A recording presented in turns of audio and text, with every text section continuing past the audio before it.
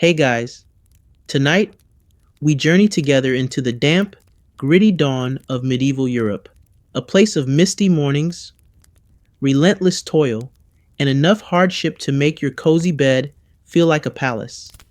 Tonight, you're stepping into the worn out shoes of someone who probably wouldn't survive long enough to ask for a raise, because tonight, you're a medieval gravedigger. And trust me, as charming as that might sound, you probably won't survive this. So before you get comfortable, take a moment to like the video and subscribe, but only if you genuinely enjoy what I do here. And hey, drop a comment below telling me your location and what time it is for you right now. Now dim the lights, maybe turn on a fan for that soft background hum, and let's ease into tonight's journey together. You wake before dawn, but not because of your cheerful medieval alarm clock. There's no gentle chiming here. Instead, it's the relentless crowing of a half-starved rooster perched right above your thinly thatched roof, as if its sole mission is to make sure your sleep remains as miserable as humanly possible. You open your eyes to a pitch black room, your breath visible in the frigid air, a tiny misty cloud hovering in front of your face before dispersing into the shadows. The bed beneath you is not a bed at all, but rather a loosely woven sack filled with damp straw, packed so unevenly it feels like you're sleeping on the medieval equivalent of an unmade IKEA futon, only scratchier and somehow even less supportive. Your joints ache, your muscles complain bitterly, and the cold seems determined to seep into every fiber of your being. Forget memory foam or Egyptian cotton. Your mattress remembers nothing but a lifetime of unfortunate smells and persistent itchiness. Stumbling from bed is an exercise in regret, as your bare feet touch the icy dirt floor, partially frozen, partially mud, entirely unpleasant. You shuffle toward the hearth, hoping there's some ember left from last night's fire. But no, the hearth is stone cold, just like your prospects, because in this line of work, heating your home is secondary to keeping your shovel sharp and your back slightly less broken than yesterday. Pulling on your clothes, you notice the faint scent of yesterday's work still clinging stubbornly to the rough fabric. Wool trousers scratch against your skin, stiff from the cold and grime, and your linen shirt feels about as insulating as a spider web. Your cloak smells suspiciously like goats, and not in a cute petting zoo way. Layers, after all, are your only armor against the medieval winter. You wear every scrap of fabric you own, becoming a sort of human onion, only less tasty and infinitely more miserable. Outside, the world greets you with the charming scent of medieval village life, a heady blend of livestock, mud, and hopelessness. But this morning, there's something extra, a hint of frost, and the unmistakable aroma of decay. Ravens hop about, watching you expectantly, their black feathers glinting ominously in the gray twilight. To you, they're less bird, more colleague. You've spent enough time with these winged scavengers to appreciate their morbid sense of punctuality. With a deep, resigned sigh, you grab your tools, your trusted shovel, so rusty it might give you tetanus just by looking at it, and a wheelbarrow so ancient that it creaks even when perfectly still, as though protesting the very concept of labor. Your gloves are thick and coarse, more burlap than leather, and suspiciously secondhand. You don't want to think too hard about their previous owner. This is not the sort of job where new equipment arrives regularly, unless you count new as freshly looted from someone slightly less fortunate than yourself. As you walk through the village toward the cemetery, you feel eyes following you from behind thin shutters, from doorways partially hidden by shadows. You're not exactly popular. In fact, most villagers regard you as something between a necessary evil and a bad omen, half convinced that you bring death rather than merely clean up after it. Mothers pull their children inside at your approach. Old men cross themselves subtly, and whispers follow your every step. But you try not to take it personally. After all, you're just doing a job, one nobody else wants. Reaching the cemetery gate, which is less a gate and more a loosely hung piece of wood clinging desperately to life, you push through and survey your kingdom, a patch of ground pockmarked by fresh and old graves alike, churned earth dotted with rough hewn wooden markers tilting at every angle. The morning fog curls through the graveyard like ghostly fingers, stroking gravestones with unsettling tenderness. And there it is, your first task of the day, a fresh plot marked only by a faint outline in the frost, waiting for your shovel. Your joints already protesting, you raise your shovel and thrust it downward. The blade bounces back with a dull clang, because, of course, the ground is frozen solid. Your heart sinks even lower. You glance at the thin veil of ice and mud covering the soil and realize with a bitter sigh that you're about to spend the next several hours chipping away at what amounts to medieval concrete. Welcome to the start of your medieval day. The ravens settle nearby, watching patiently, knowing your struggles all too well. You lift your shovel again, feeling the ache in your shoulders and the cold gnawing at your bones. And as you begin the slow, laborious work of breaking through frozen earth, you quietly admit that if you survive the next 24 hours, it'll be nothing short of a medieval miracle. You stand there in the frost covered graveyard, still rubbing your hands together in a vain attempt to coax life back into your stiff, numb fingers. Dawn breaks grudgingly, a gray smear of daylight creeping across the horizon as if it too would rather stay in bed. But the sun won't grant you mercy today. There's work to be done, and your list of chores is depressingly short but brutally clear. Dig graves, bury bodies, repeat indefinitely. Your gaze drifts to your tools of the trade, humble companions in this grim endeavor. First, your shovel, a heavy iron-headed beast that's so rusted it looks more like a medieval artifact than a functional implement. The handle, made from splintered wood, boasts a collection of dents, cracks, and suspicious stains you'd rather not identify. It's held together by optimism, rope, and the sheer willpower of a gravedigger who can't afford replacements. Next to it stands your trusty wheelbarrow, a marvel of medieval engineering, provided your definition of engineering includes stubborn denial and makeshift repairs. One wheel is noticeably smaller than the other, turning each push into an exercise in medieval style aerobics, forcing you to wrestle the thing forward in a jerking, lopsided manner that always threatens to tip its cargo onto the ground. The wheel squeaks with every rotation, a pitiful whine loud enough to announce your arrival from several villages away. And then there are your gloves, stiff, patched, and exuding a fragrance that speaks of countless hours spent gripping wet earth, and occasionally something far less pleasant. Each glove is roughly the texture of burlap mixed with sandpaper, guaranteed to leave your hands more callous than if you dug barehanded. But at least they offer some protection against splinters and mysterious, sharp objects hidden in the soil.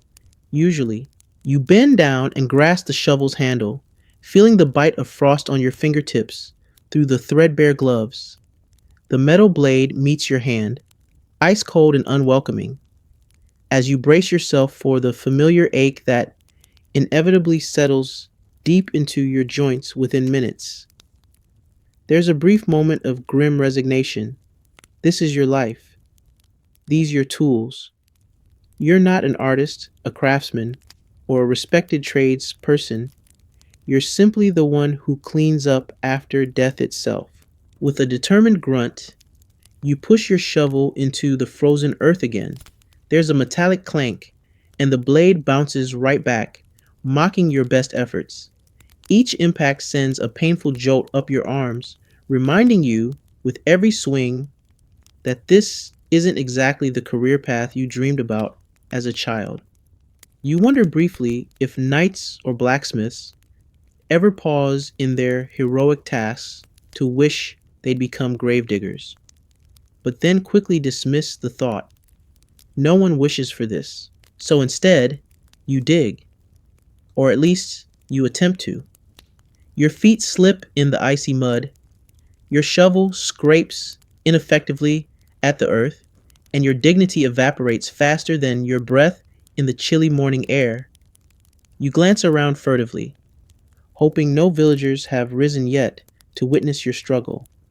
But luck is not on your side.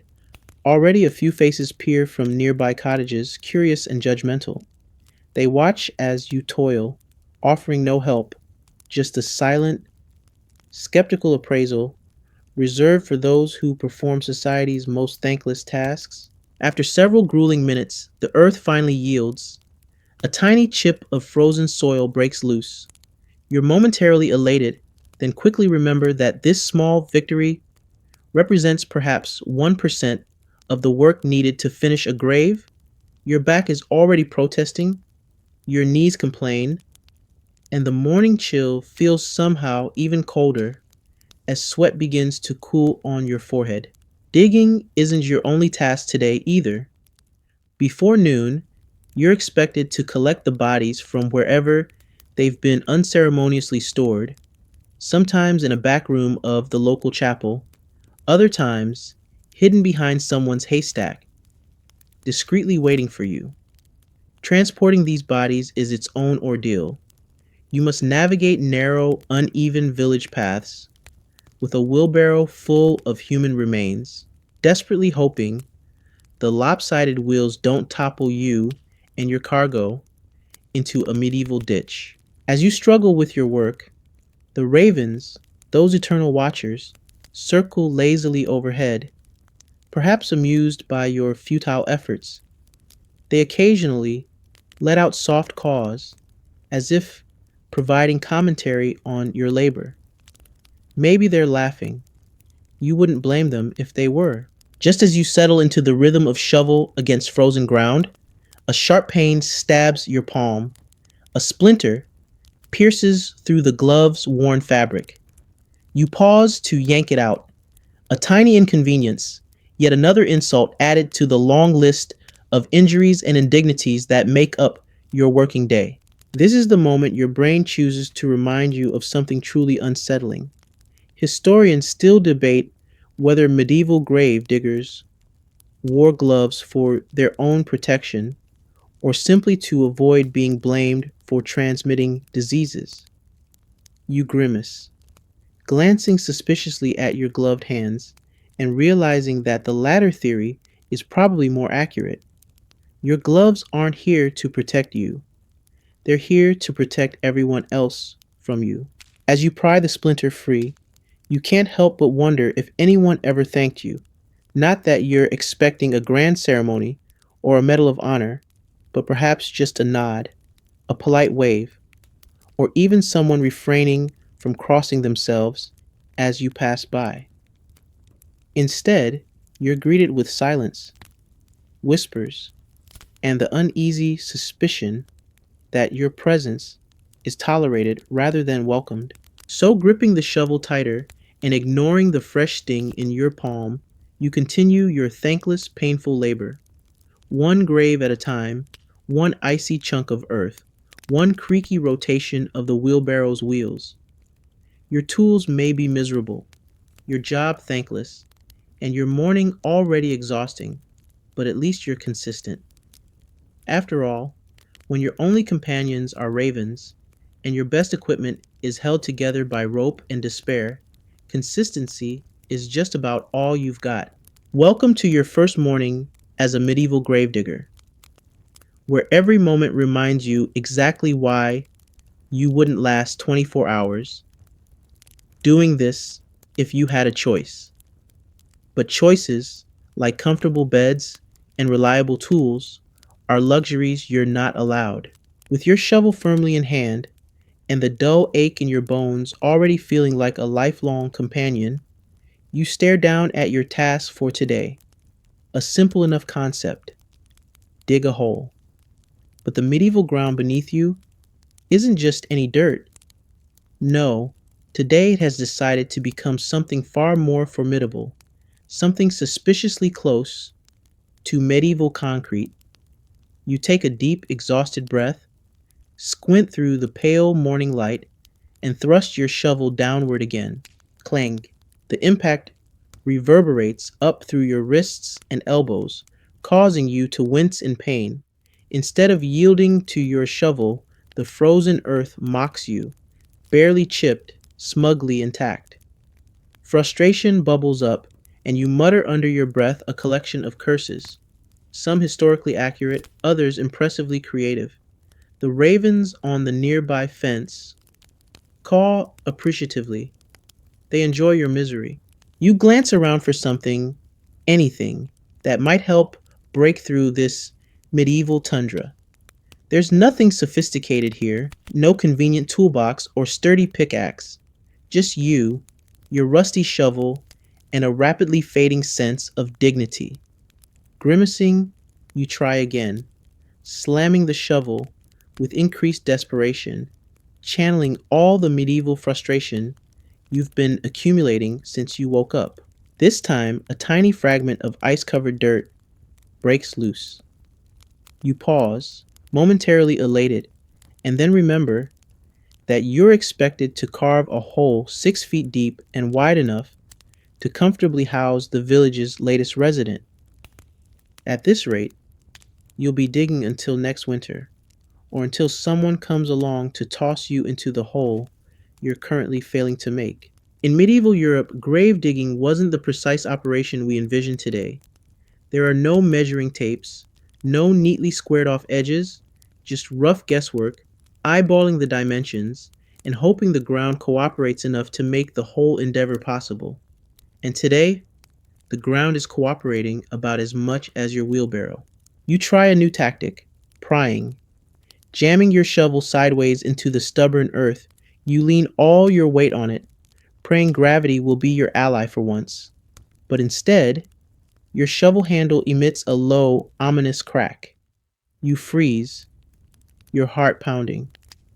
Broken tools mean no work, no pay, and a guaranteed scolding from the village priest who somehow manages to make even death seem cheerful compared to his disapproving glares. Slowly, cautiously, you lift your shovel, inspecting the handle closely.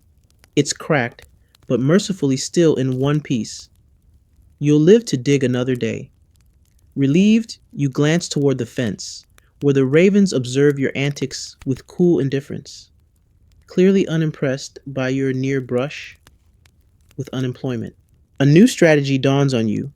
Maybe the ground will yield better if you work around the edges first. You circle the area, attacking it with smaller, quicker stabs, scraping and chipping away, trying to loosen the frozen earth bit by miserable bit. As you do this, your mind wanders to whoever it is you're digging this grave for. Are they someone important? Someone beloved? Someone who lived a full life? Or maybe just another unlucky soul who succumbed to illness, hunger, or medieval misfortune? You realize abruptly that these are not questions you should ask. After all, you're just the gravedigger. You're paid to dig holes, not ponder life's existential questions. Yet your thoughts persist, swirling around as you stab at the earth. Will anyone grieve them? Will anyone remember them? Or will they vanish beneath the soil, forgotten, like the countless others you've already buried? Lost in these heavy thoughts, your shovel suddenly slips, sending you sprawling into the freezing mud. You sit up, blinking and sputtering indignantly, wiping cold earth from your face, now more irritated than ever. You glance again toward the ravens. They're silent now, watching intently, heads tilted. Clearly, this is the most entertaining thing they've seen all week. Determined, stubborn, and now thoroughly embarrassed, you get back to your feet and resume your task. Your knuckles ache, your shoulders scream with protest, and your back already feels like it's aged 50 years in the past 30 minutes. Yet you dig on, scraping and chipping and fighting the frozen soil, making slow but measurable progress. Each small pile of dirt you manage to free feels like a monumental achievement. You fall into a steady rhythm, strike, chip, scrape, curse softly, repeat. The hole slowly widens, deepens, and despite the cold, sweat forms on your brow, chilling you even further as the breeze bites into your damp skin.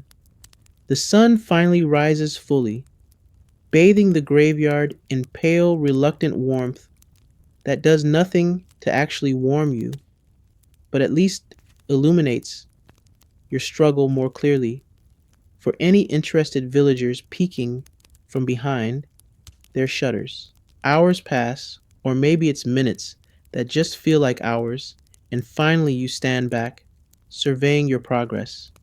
The hole is pitifully shallow, barely a foot deep. You sigh deeply, realizing you'll be here for hours longer. Just as you start again, a shadow looms over you, blocking the weak sun. You glance upward to see Father Thomas, the village priest, scowling down at you. He wears an expression of mild disgust and great impatience, typical of medieval authority figures. Without a word, he gestures to a wagon behind him, where something wrapped in tattered linen waits silently. Your newest tenant. You nod grimly, knowing this means your digging must double its pace. There's no room for delays when bodies wait to be buried. He departs, leaving you alone again. Just you, the stubborn earth, and your rusted shovel. You take a deep breath, brace your aching limbs, and resume your relentless assault on the frozen ground. At least now you know exactly what you're working toward, placing someone else into the earth. Another silent neighbor, added to your ever-growing community of eternal sleepers. Your job, you realize bitterly, is quite literally to put people in their place. And that place is exactly 6 feet beneath your weary feet. Welcome to the harsh truth of your medieval morning, the endless battle with earth that refuses to yield. It's just you and your failing tools against the elements, the dirt, and the relentless march of mortality itself. And as you drive your shovel down once more, wondering vaguely if you'll ever finish this miserable hole, you can't help but think this grueling morning perfectly sums up why you wouldn't last 24 hours as a medieval gravedigger. But the hole must be dug. The body must be laid to rest. And no matter how tired or frustrated you are, you know you'll keep digging. Because in medieval Europe, death never takes a day off, and neither do you. As you chip steadily away at the frozen earth, your mind inevitably drifts to an even less pleasant aspect of your job, the looming shadow of plague. In medieval Europe, death is always nearby, but there's a particular kind of terror reserved for those silent, invisible enemies that can wipe out entire villages before anyone truly understands what's happening. You're not just digging graves, you're handling the aftermath of humanity's most frightening adversary. Every cough or sneeze from a villager sends chills down your spine. In fact, your ears have become finely tuned instruments, instantly zeroing in on even the smallest sniffle or raspy breath. Even now, as you hear someone clear their throat somewhere down the lane, your hands freeze momentarily. You glance around cautiously, eyes narrowing in suspicion. Did that cough sound wet? Dry? or something disturbingly in between? You shake off the paranoia, at least temporarily, and return to your task. But you can't shake it entirely. After all, you've buried more than a few plague victims yourself. You recall their faces, or rather, their lack of faces, wrapped hastily in shrouds, delivered to you by grim faced men who never speak louder than a whisper. These bodies carry a reputation as lethal as their illness. You've handled them cautiously, your heart hammering the whole time, wondering if today is the day you catch something that will make you the next silent occupant of a shallow grave. Even now, as you scrape your shovel through frostbitten earth, you consider the unsettling questions that constantly hover in your thoughts. Where exactly did your current client come from? How did they die? No one gives you that information willingly. Medieval society isn't keen on sharing bad news, especially when it's so easy to become the messenger who gets blamed and punished for it. Instead, bodies appear quietly, wrapped in cheap linen, placed without explanation into your care. Your job isn't to ask questions, it's to dig, bury, and forget. You pause again, rubbing your gloves together, breathing heavily in the chill air. Your mind inevitably travels to plague rumors whispered in village taverns or murmured in marketplace stalls. There's talk of mysterious fevers, strange swellings, and sudden deaths in neighboring villages. Stories of entire families vanishing overnight. Some say it's the wrath of God, others blame curses or dark magic. You're not sure what you believe, but one thing is clear. You're on the front line of whatever grim disaster is looming. You look down at your hands, wondering, not for the first time, if your gloves are adequate protection against medieval Europe's most feared enemy. They're thick and crusted with grime, but could they stop something unseen? Something that floats in the air or clings invisibly to the fabric? You're smart enough to know the truth. No glove, no cloth, no superstition can truly protect you. Each day you handle death, you dance precariously along the edge of the grave yourself. The worst part, you can't even voice these fears. Sharing them would invite accusations, being called a plague carrier yourself, a spreader of pestilence. Paranoia runs deep in medieval times, and the fastest way to become an outcast, or worse, is to voice suspicions that you might be a risk to the community. Instead, you hold your silence, swallow your fear, and continue your grim, repetitive work. Occasionally, you'll find yourself eyeing those who bring you the bodies. You watch carefully as they approach, noting every small gesture, every cautious step. Do they look pale? Are they sweating, despite the cold weather? Do their eyes seem unusually red or glazed? Each subtle sign sparks fresh waves of anxiety. You're no medieval physician, but you've seen enough to recognize the early signs of disaster, signs you'd rather never see again. You recall the local priest, Father Thomas, who comes each week to bless the freshly dug graves.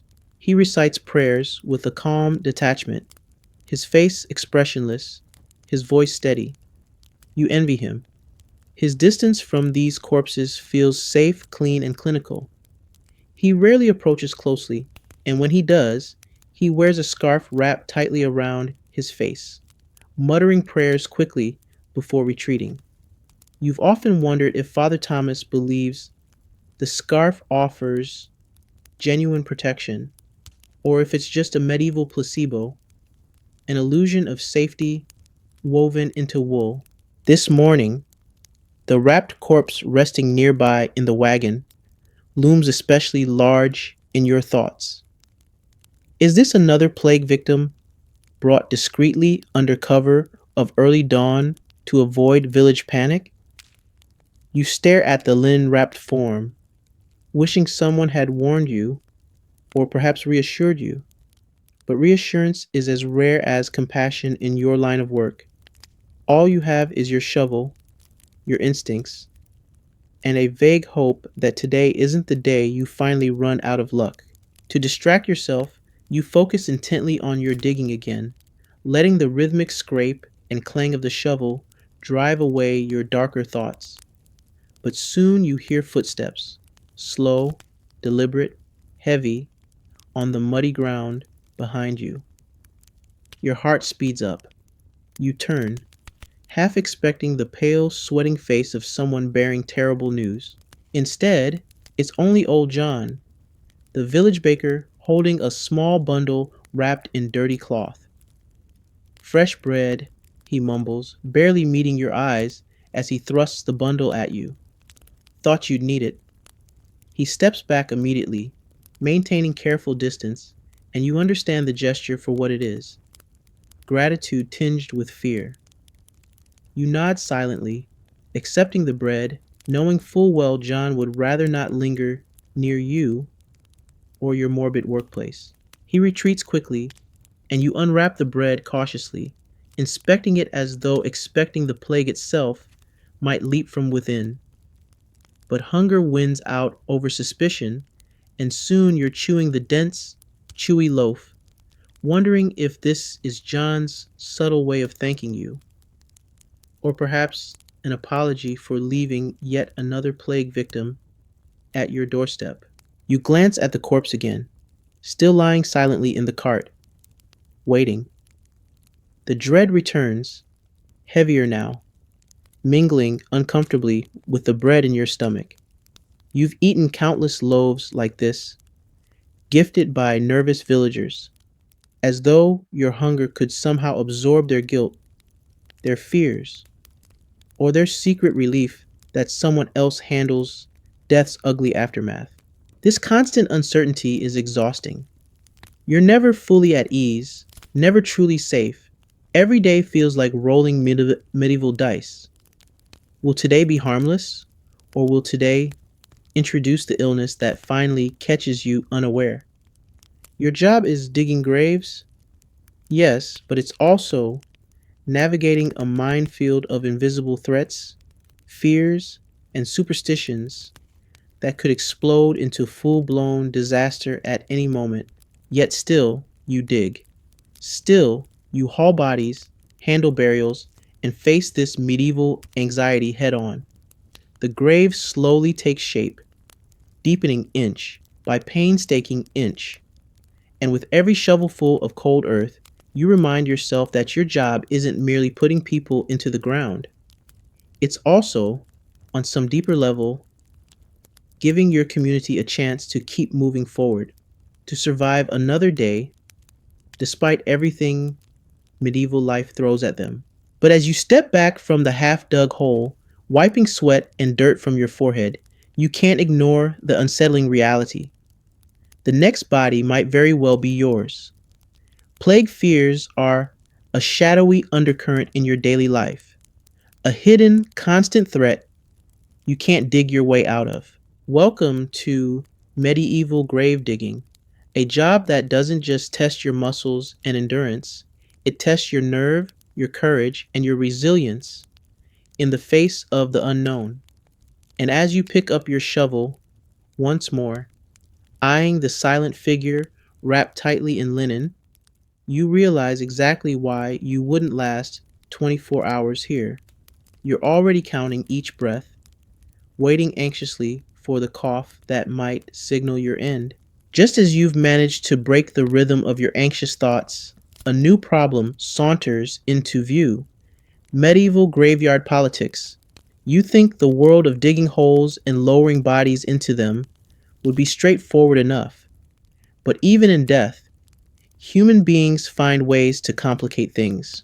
You hear voices approaching, muffled at first, then growing louder. Two figures emerge from the morning mist, silhouetted by the feeble light. They stride toward you with purpose, irritation radiating from them like heat off a blacksmith's forge. Your heart sinks. You know this look all too well.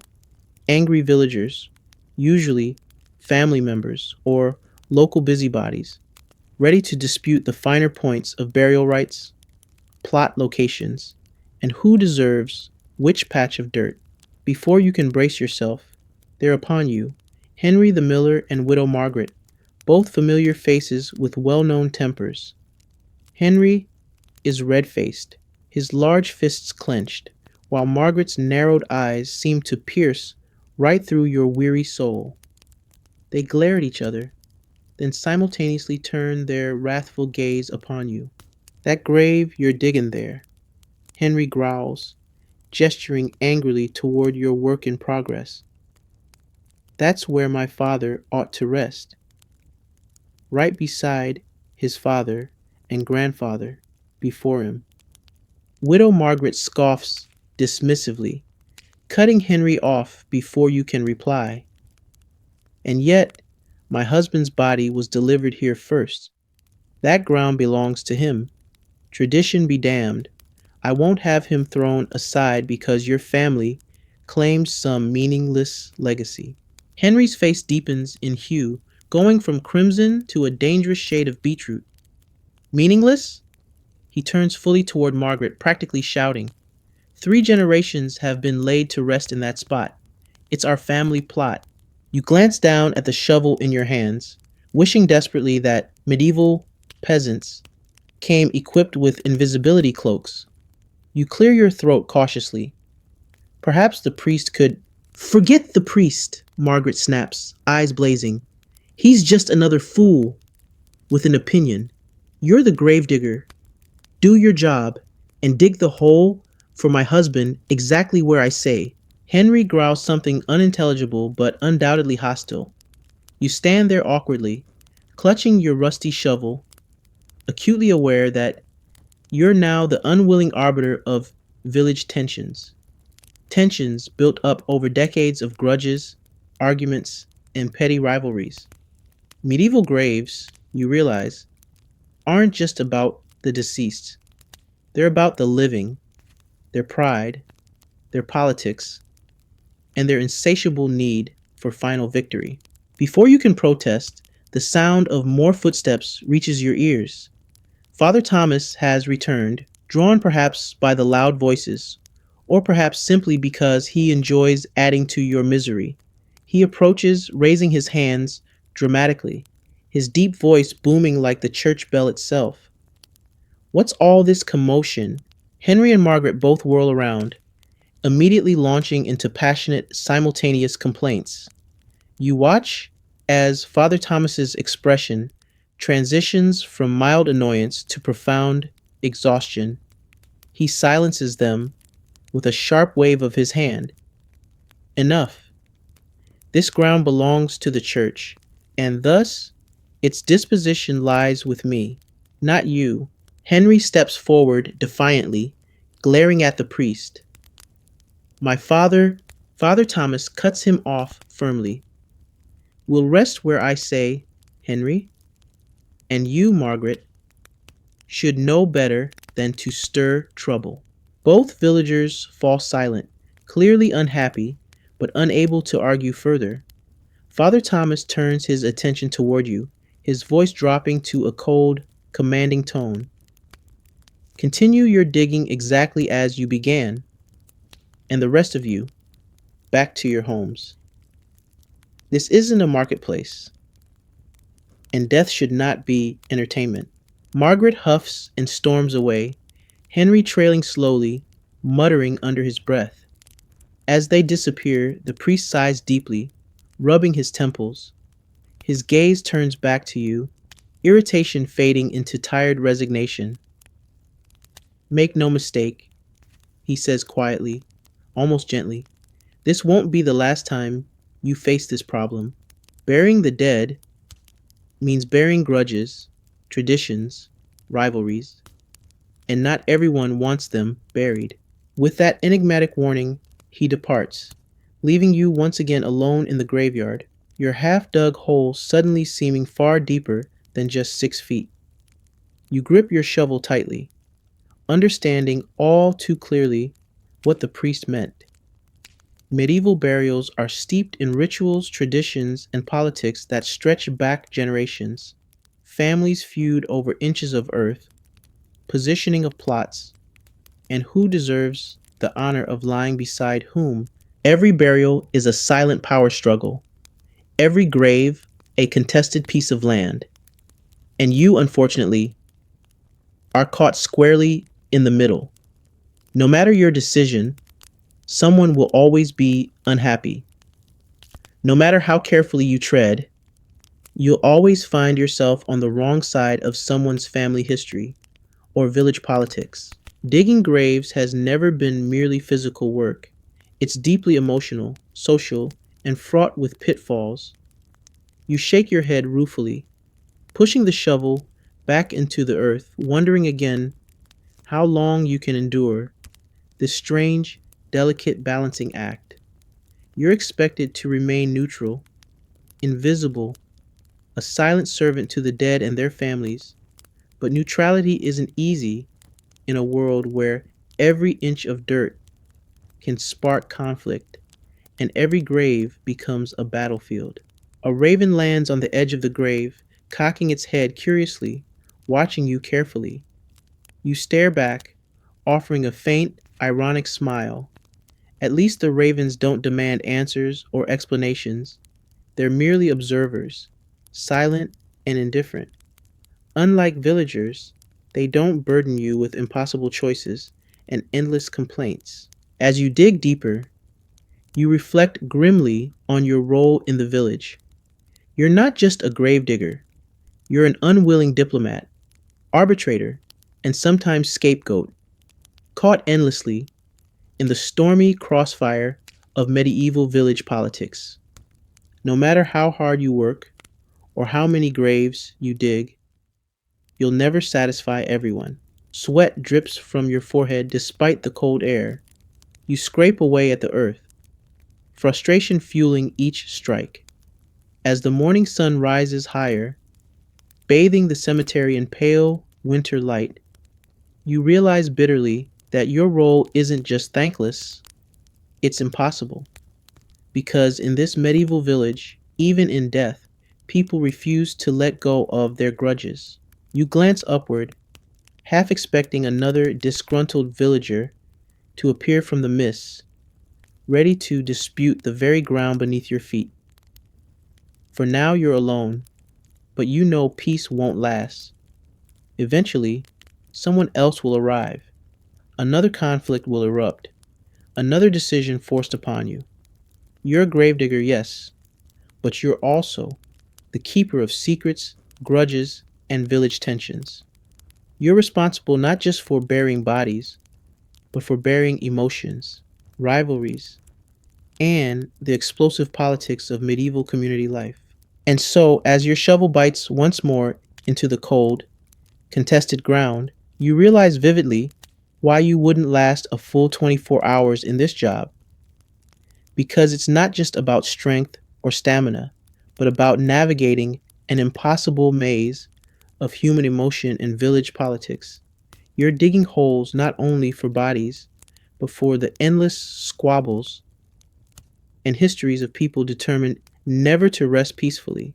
As you continue digging, the sun creeps higher, casting a pale, thin warmth across the graveyard, though it does nothing to dispel the chill settled deep within your bones.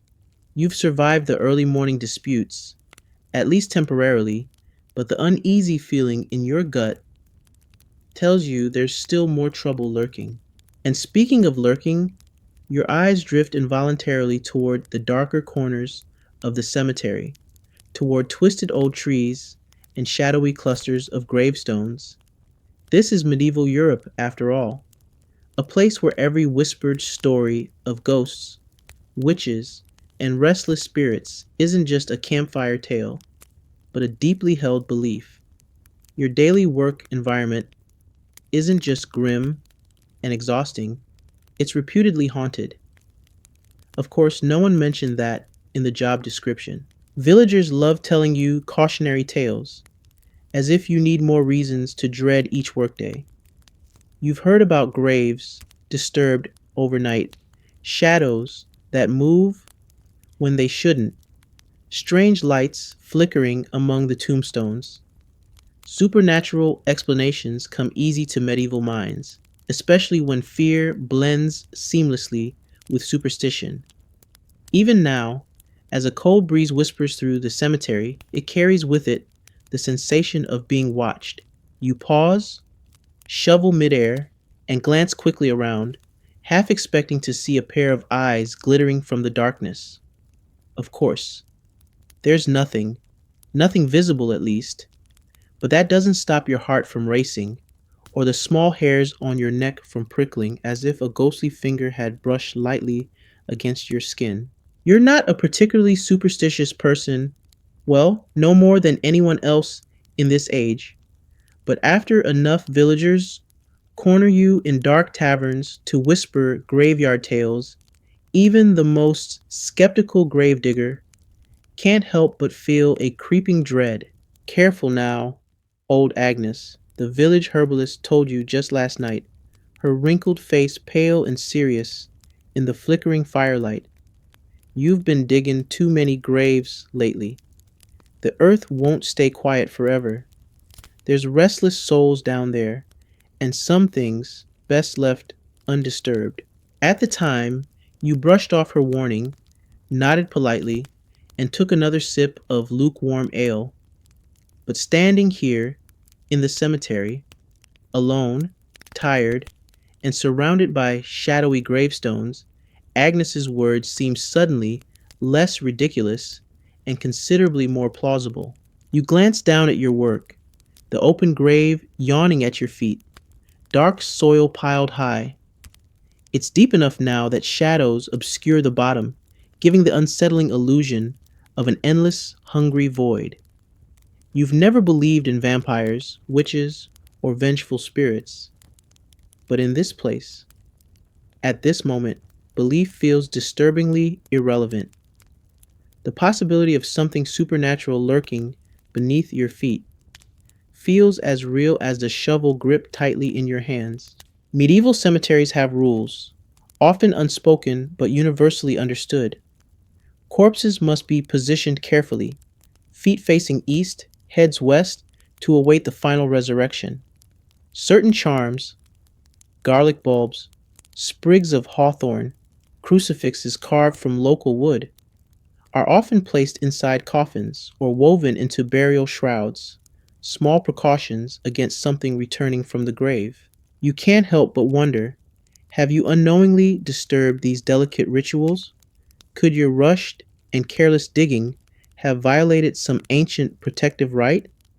The thought sends a cold shiver through you, colder even than the frosty morning air. Lost in this chilling reverie, you nearly jump out of your skin when you hear a rustling nearby.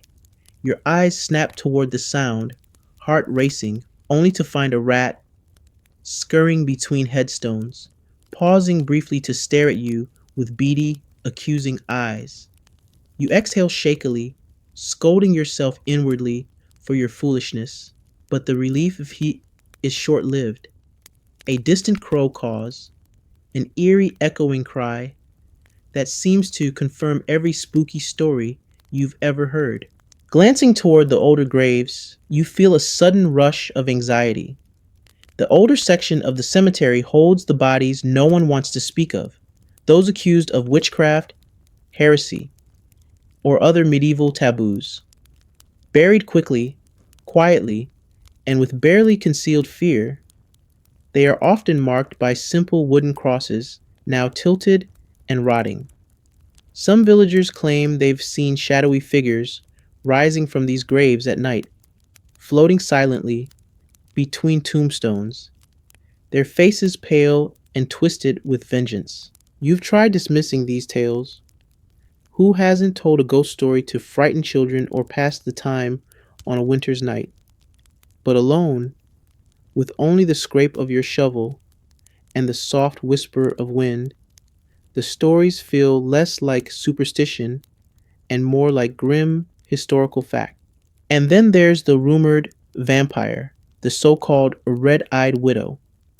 The village gossips swear she rises each full moon, wandering silently among graves, her eyes glowing crimson, seeking souls to feed upon. The village blacksmith even claims to have forged iron stakes for protection, and you can't help but note that your own tools are suspiciously lacking in vampire slaying potential. Foolishness, you mutter aloud, trying to steady your nerves, but the single word sounds thin and unconvincing against the oppressive silence. You glance toward the fresh body, still lying silently wrapped in linen, half expecting it to stir or sit up. But it remains still, lifeless, at least for now. This is the peril of your job. Not only the physical exhaustion, the risk of disease, and the constant village drama, but the intangible fears that lurk in the shadows. Whether you truly believe or not, these fears worm their way into your thoughts, eating away at your courage, your sleep, and your sanity. Every odd sound, every strange shadow, every whispered tale feels like confirmation that you've entered dangerous territory, meddling with forces best left alone. You rub your eyes wearily, willing yourself to shake off these morbid thoughts. The dead are just that, dead, right? You've handled countless bodies, lowered countless shrouded forms into cold, quiet earth. Not once have you seen them rise or stir. The greatest horrors you've witnessed have always come from the living, the disputes, the accusations, the paranoia, not from restless spirits. And yet, the shadows around you feel deeper, the wind colder, the graves quieter. You grip your shovel tightly, using the familiar tool as an anchor against your rising unease. No amount of logical reasoning can fully silence the medieval fear, the visceral ancestral terror that whispers in your bones. Beware the wrath of the dead. But the grave must be finished. Another corpse must rest. Another day must pass. So, with trembling hands and forced resolve, you continue digging, scraping earth aside, hoping desperately that you're not disturbing something ancient, angry, and waiting patiently beneath the frost-bitten ground. And as you glance nervously toward the oldest graves, their twisted crosses casting long, skeletal shadows, you understand deeply why you wouldn't last a full 24 hours here. It isn't just the harsh labor, the politics, or even the plague fears. It's the dread, the constant creeping dread of working every day on the very threshold between life and something else entirely.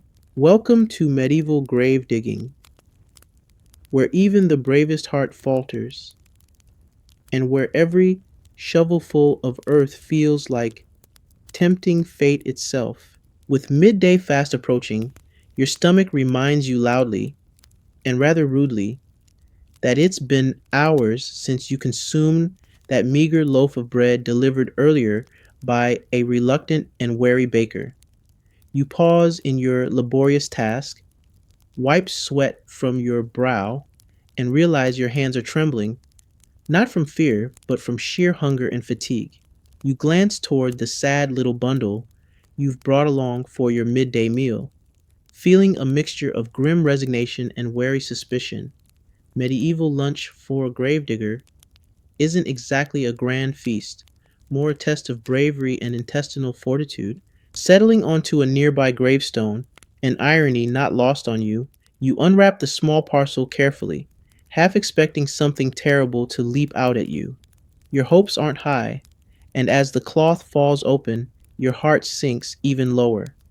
Today's midday meal consists of half stale bread, cheese that is far more greenish blue than any cheese has a right to be, and a small wrinkled apple that looks suspiciously like it might have already been digested by someone or something else.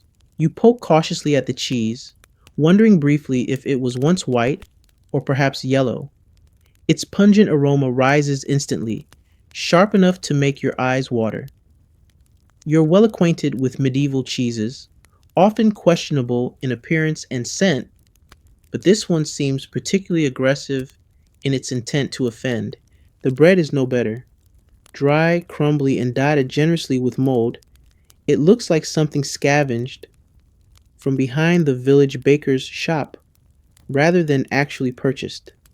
The apple, a luxury by medieval standards, somehow manages to be both shriveled and disturbingly soft.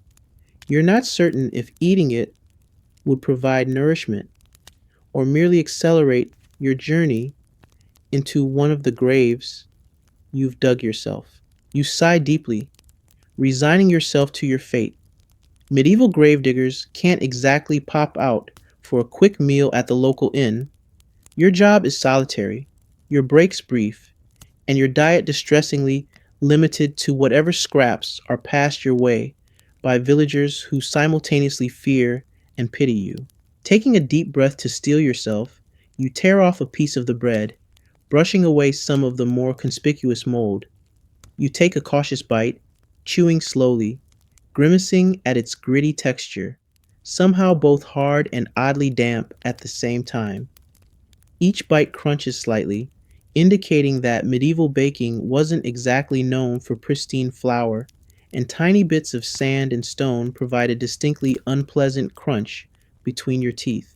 Next, you bravely approach the cheese, carefully slicing away the outer mold with the tip of your rusty dagger.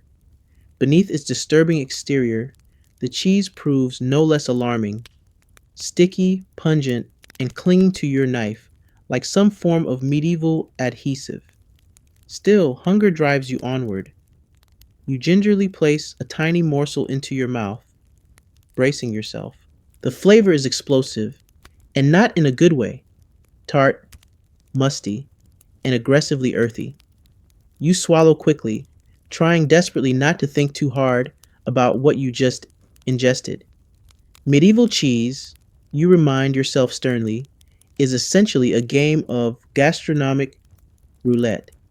You either survive unscathed or spend the next week with your stomach rebelling at every opportunity. The apple is your last hope.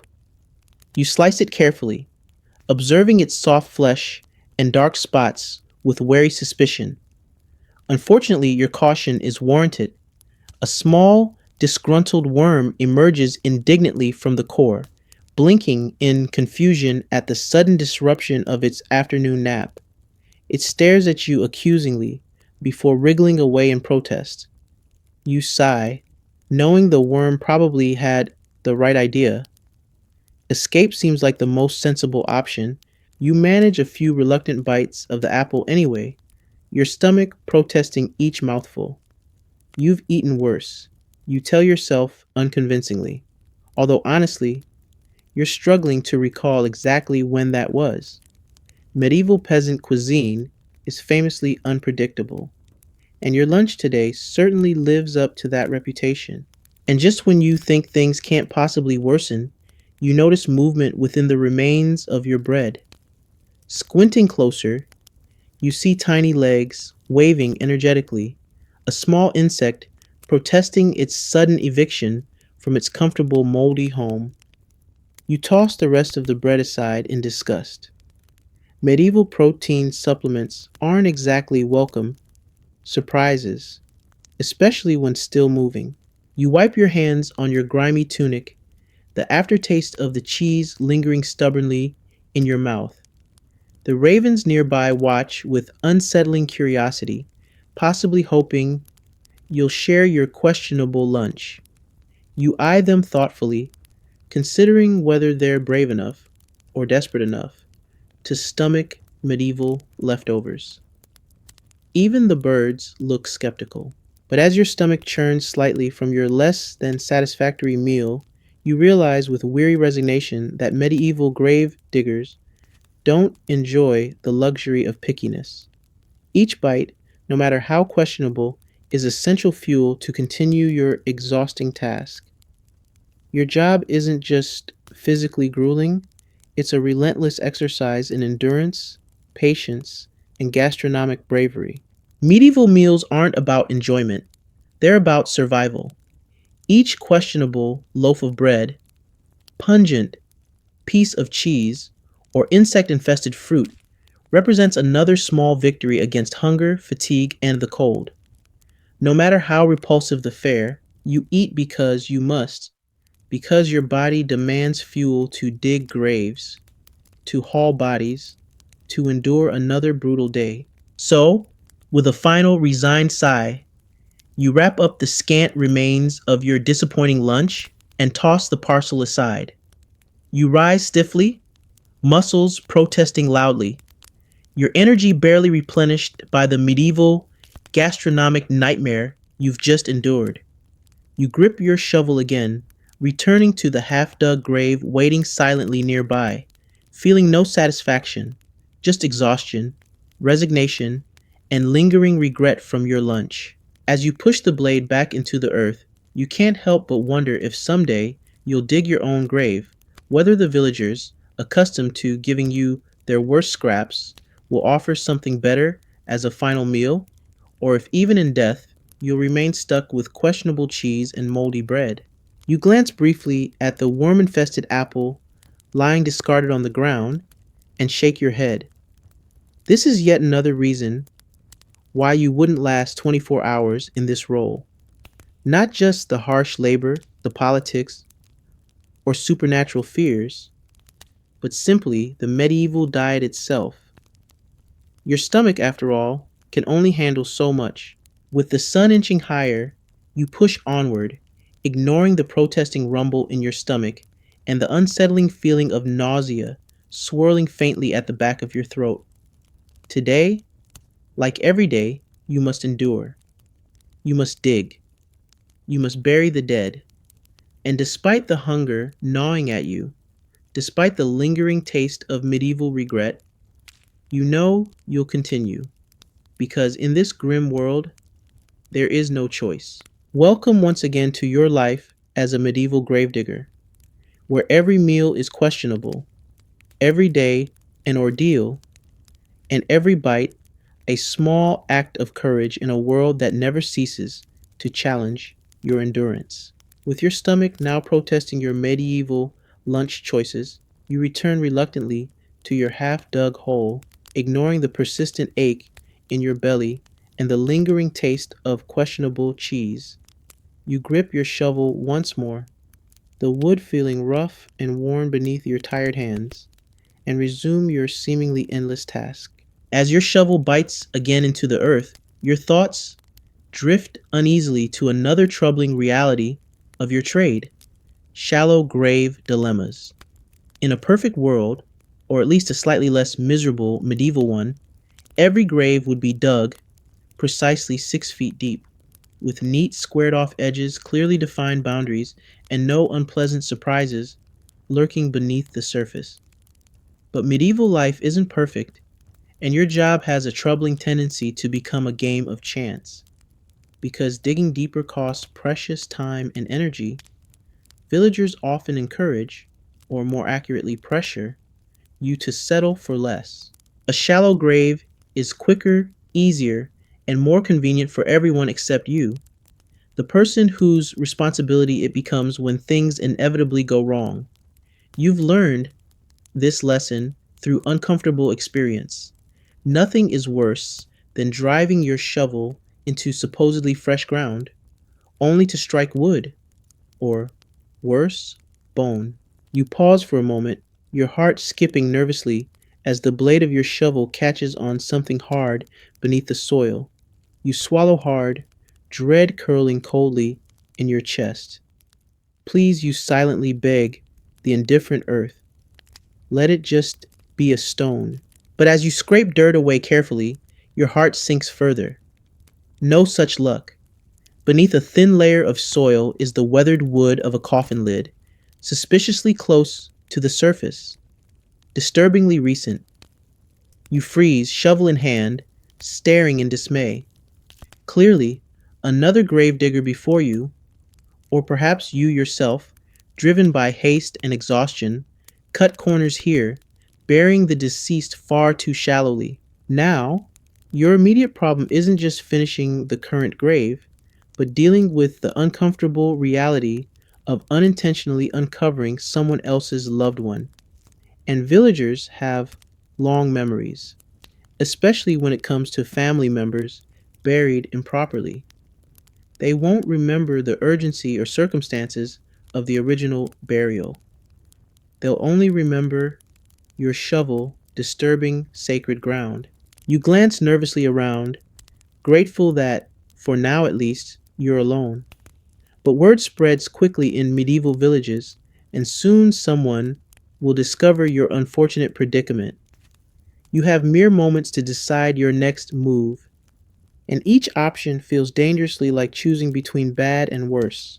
Your first option is to quietly recover the coffin, pretend nothing happened, and move on to another spot. But such deception rarely succeeds. Villagers have a sixth sense for discovering even minor disruptions to their ancestors' resting places. Your second option, and perhaps the braver choice, is to admit your mistake openly. Explain honestly to Father Thomas and the family involved. But honesty in medieval times rarely rewards a lowly gravedigger, especially when dealing with angry relatives, upset clergy, and deep rooted superstitions. You're still hesitating, shovel frozen mid-air, when you hear footsteps approaching. A familiar voice breaks the tense silence. Father Thomas himself, his shadow falling heavily over you and your problematic hole. Your heart races. Ye well? He asks sharply, glaring down at the partially exposed coffin lid. What exactly have you uncovered this time? You clear your throat nervously, hastily arranging your words into something resembling coherence. Father, it seems perhaps a previous burial was shallower than expected. The ground, the priest interrupts sharply, his voice cutting through your carefully prepared explanation. Yes, yes, I see perfectly well what's happened here. Carelessness, haste, and incompetence. Exactly what I warned against. You flush, frustration and embarrassment rising hotly in your chest. Of course, you recall Father Thomas urging caution and depth, but at the time, with your back aching and villagers shouting demands for faster burials, careful depth seemed an impossible luxury. I'll make it right, Father, you murmur hastily, eyes lowered. I'll rebury properly, deeper this time. But Father Thomas silences you with a dismissive wave. No time now. This funeral is set. Family will arrive soon, and they'll expect their loved one laid to rest without complication. Just cover it quickly, quietly, and for God's sake, properly this time. He turns abruptly, leaving you alone again, panic rising like bile in your throat. Now your task has doubled. Not only must you finish the new grave swiftly, but also discreetly handle your previous mistake. You shovel furiously, covering the coffin hastily, piling earth high, your arms trembling with strain. You understand now exactly why medieval gravediggers dreaded shallow graves, because every cut corner, every insufficient depth, comes back eventually to haunt you, sometimes literally. You recall village tales of bodies uncovered by rainstorms, of families discovering their loved ones uncomfortably close to the surface. And now, you're part of that grim tradition. Your mistake threatening to become village gossip, or worse, an outright scandal. You force yourself to slow down, taking deep breaths to calm your frayed nerves. Panicking will only worsen your mistakes, invite further accidents, and hasten your reputation's collapse. Instead, you focus carefully, ensuring this grave, the new one, is deep, secure, and free from unpleasant surprises. You dig methodically, shoveling out heaps of dirt, ignoring the growing ache in your muscles and the burning sensation in your lower back. And as you dig, your thoughts drift bitterly toward the harsh realities of your trade.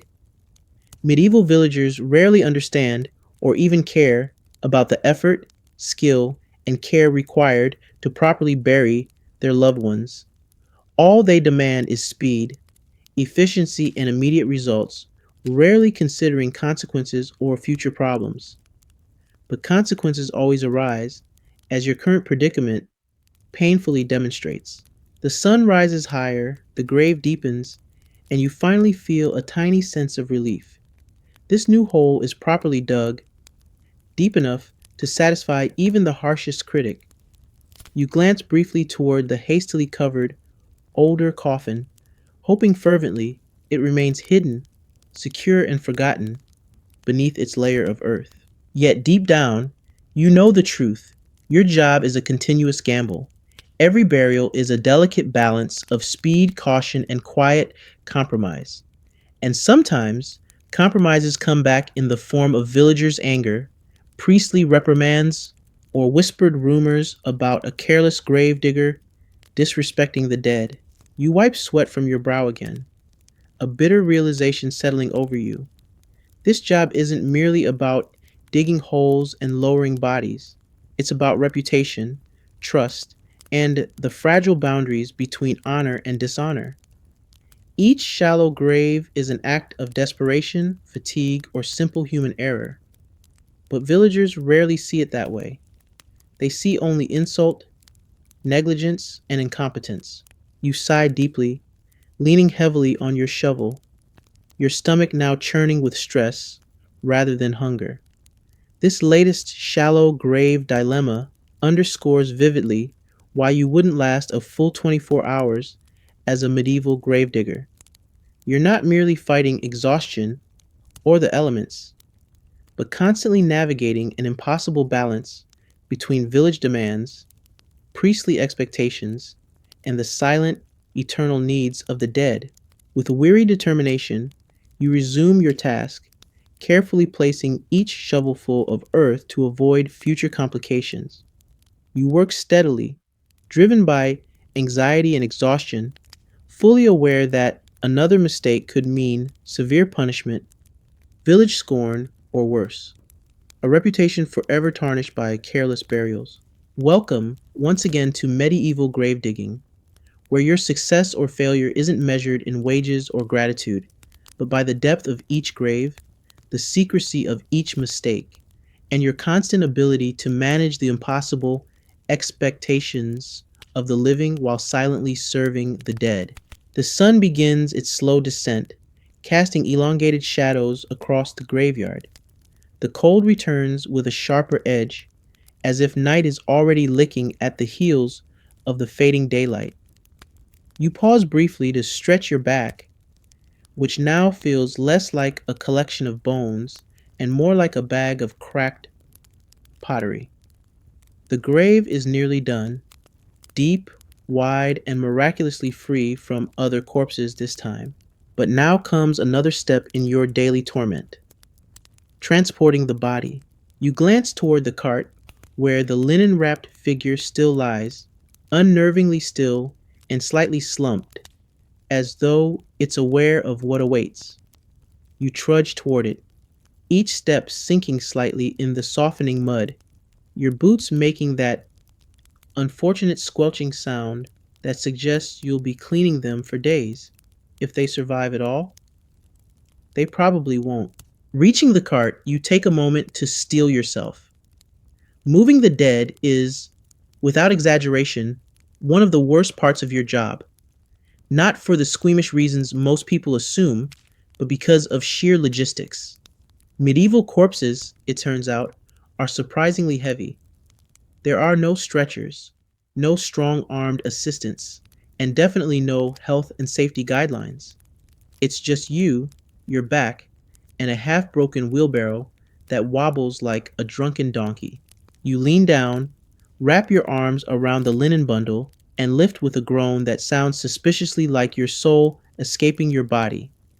The weight is immediate and punishing.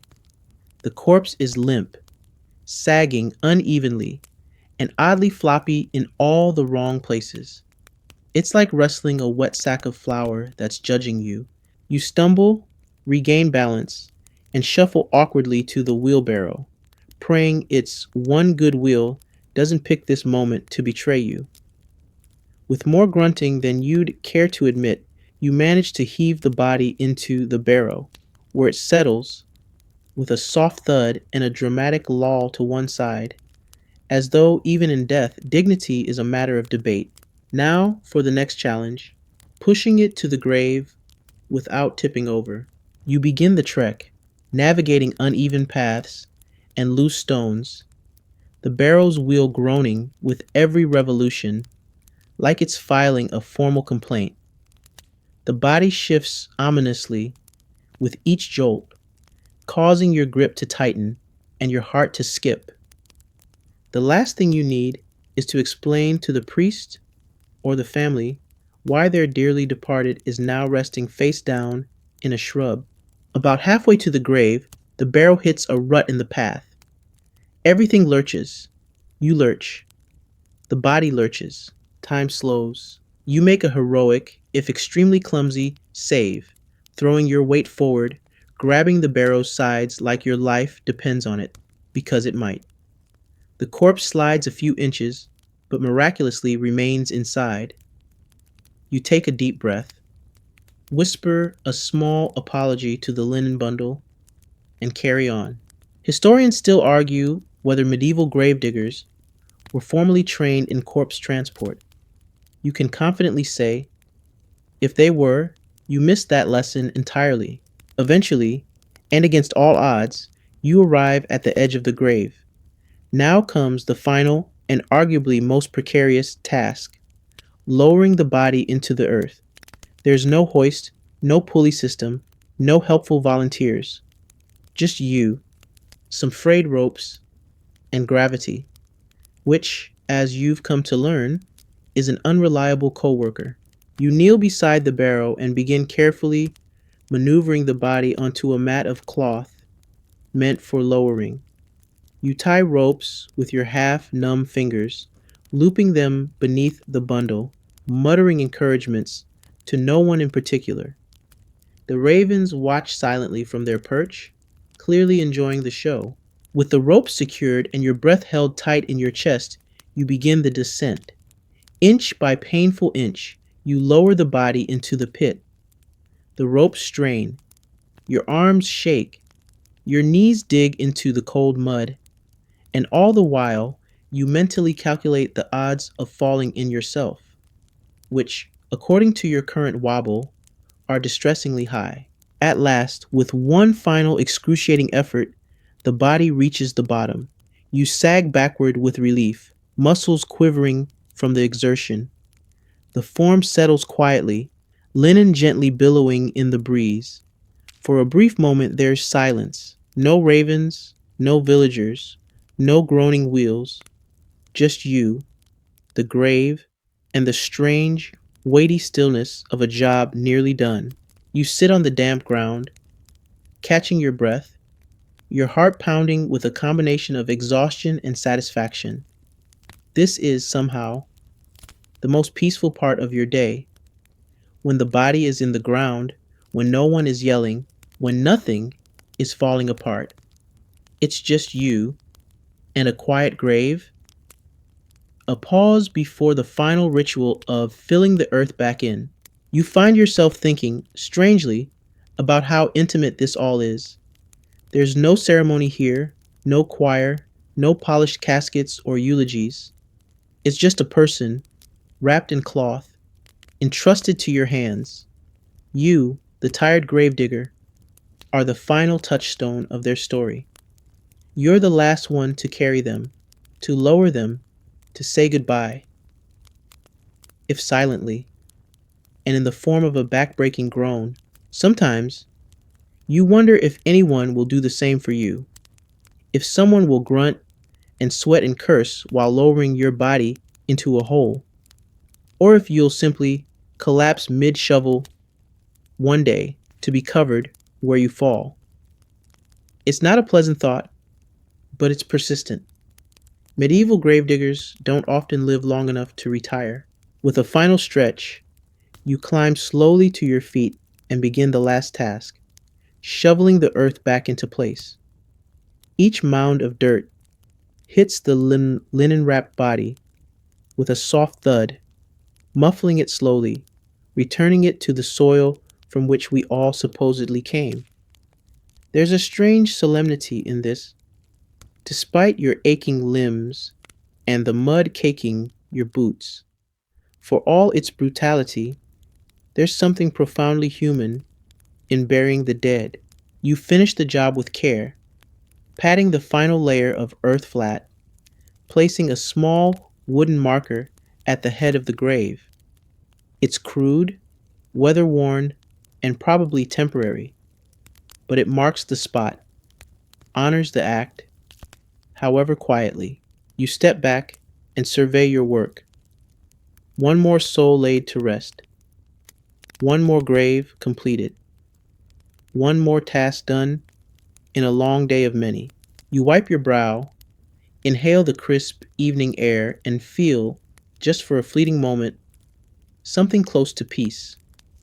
It's hard won, faint, and fleeting, but it's there. Then the wheelbarrow creaks behind you, loudly. You spin around, heart leaping into your throat, only to find it has shifted slightly, its crooked wheel catching on a stone. Nothing more. But still, your nerves are frayed, your body is tired, your patience has worn thin, and you realize now, in your bones, in your soul, in every shaking muscle, this job is not one most people survive for long. Not because of ghosts, not because of plague, not even because of hunger, but because every part of it, every step, every shove, every lift, every sigh, is an unrelenting test of what it means to endure. And you're already wondering how on earth you'll do it all again tomorrow. The sun now dips low behind the hills, casting the sky in streaks of bruised purple and blood orange. The graveyard shifts in tone with it, less bleak, more eerie. The shadows stretch longer, darker, more alive. And you, poor soul, are still here. Normally, you'd be finishing up by now. But today isn't normal.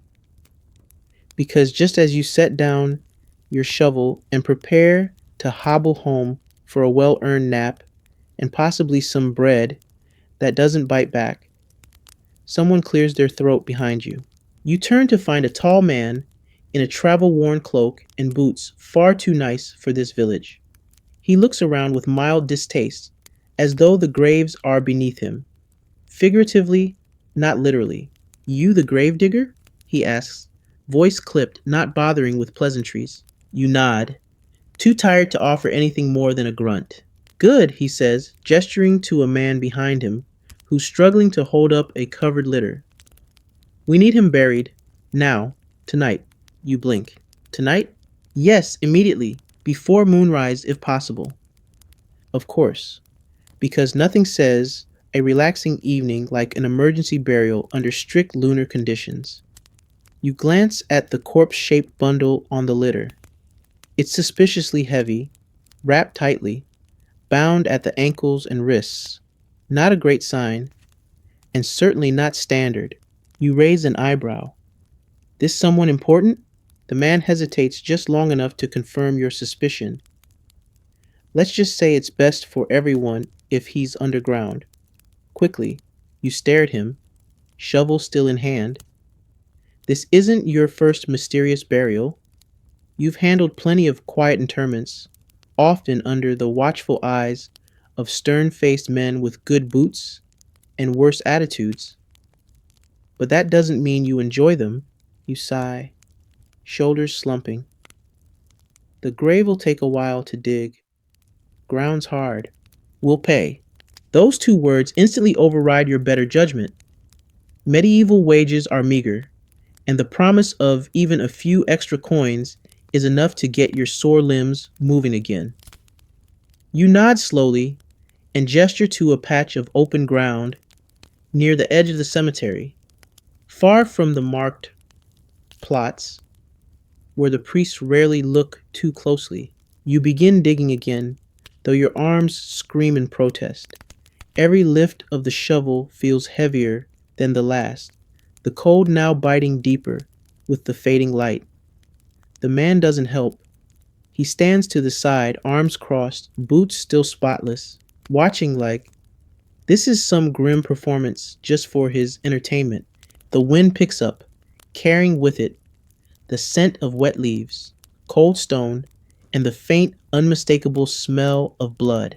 You try not to notice. Historians still debate whether clandestine burials like this were common practice or simply whispered rumor, buried in churchyard folklore.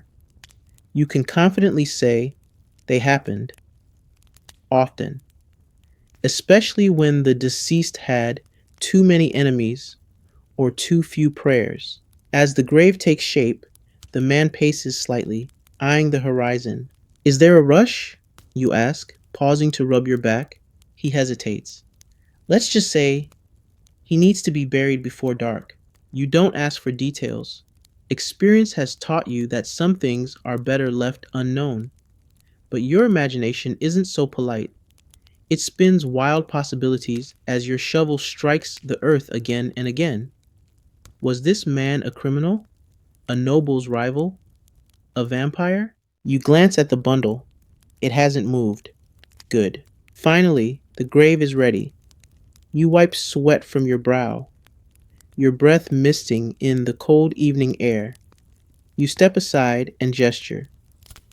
You can lower him in. The man doesn't move. That's your job. Of course it is. With practiced effort, you maneuver the body down with ropes that feel far too thin for the task. It lands with a dull thud, and just like that, it's out of sight. You want words said? You ask, brushing dirt from your hands. No need, just finish it. So you do. You shovel quickly, not out of haste, but instinct. Something about this burial doesn't sit right. Not that any of them do, really, but this one especially. The silence of the man, the bindings, the urgency. When the grave is filled and smooth, the stranger tosses you a small coin pouch.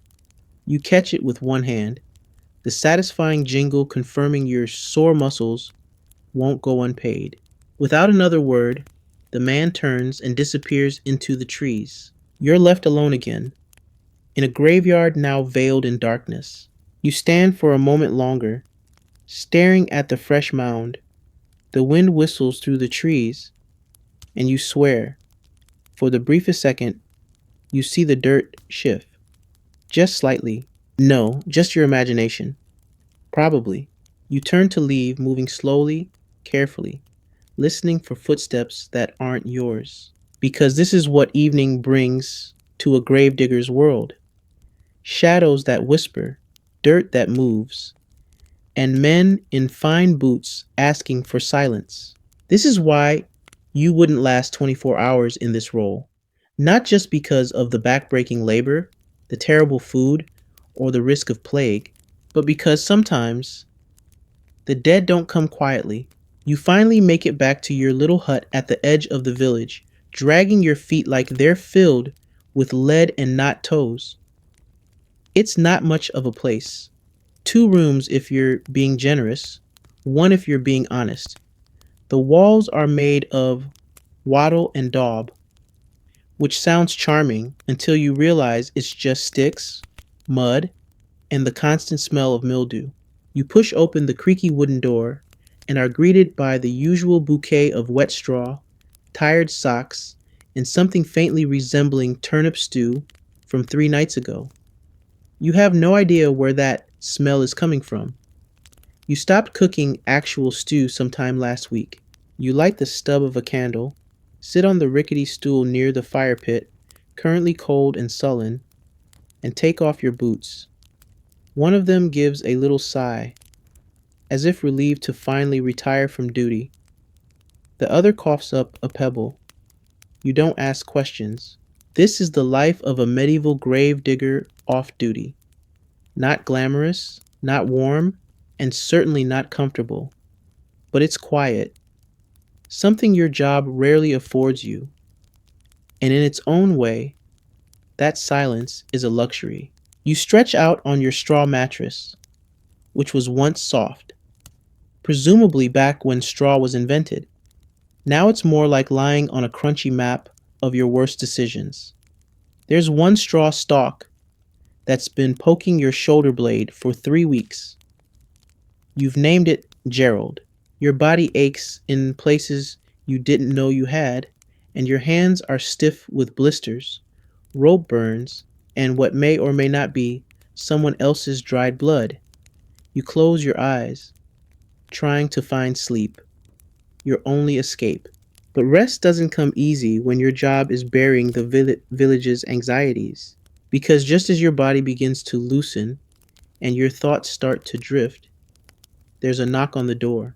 3 quick raps. You lie there for a moment, hoping it's a raccoon, or a tree, or a particularly energetic gust of wind. But then again, 3 knocks. You groan. Slowly, stiffly, you rise, lighting a second candle stub with a shaking hand. You open the door a crack and peer into the darkness. A boy stands there, thin, pale, probably about 10 years old, though in medieval terms that's already halfway to middle age. He looks up at you with enormous eyes and says, in a whisper so quiet you nearly miss it, "My mother said to tell you, it's time." You blink. Time for what? He hesitates. She said, "You'll know." Nope, you absolutely do not know. But something in the boy's tone, or maybe just the sheer spookiness of the whole situation, compels you to grab your cloak and follow. He doesn't speak again, and you don't ask.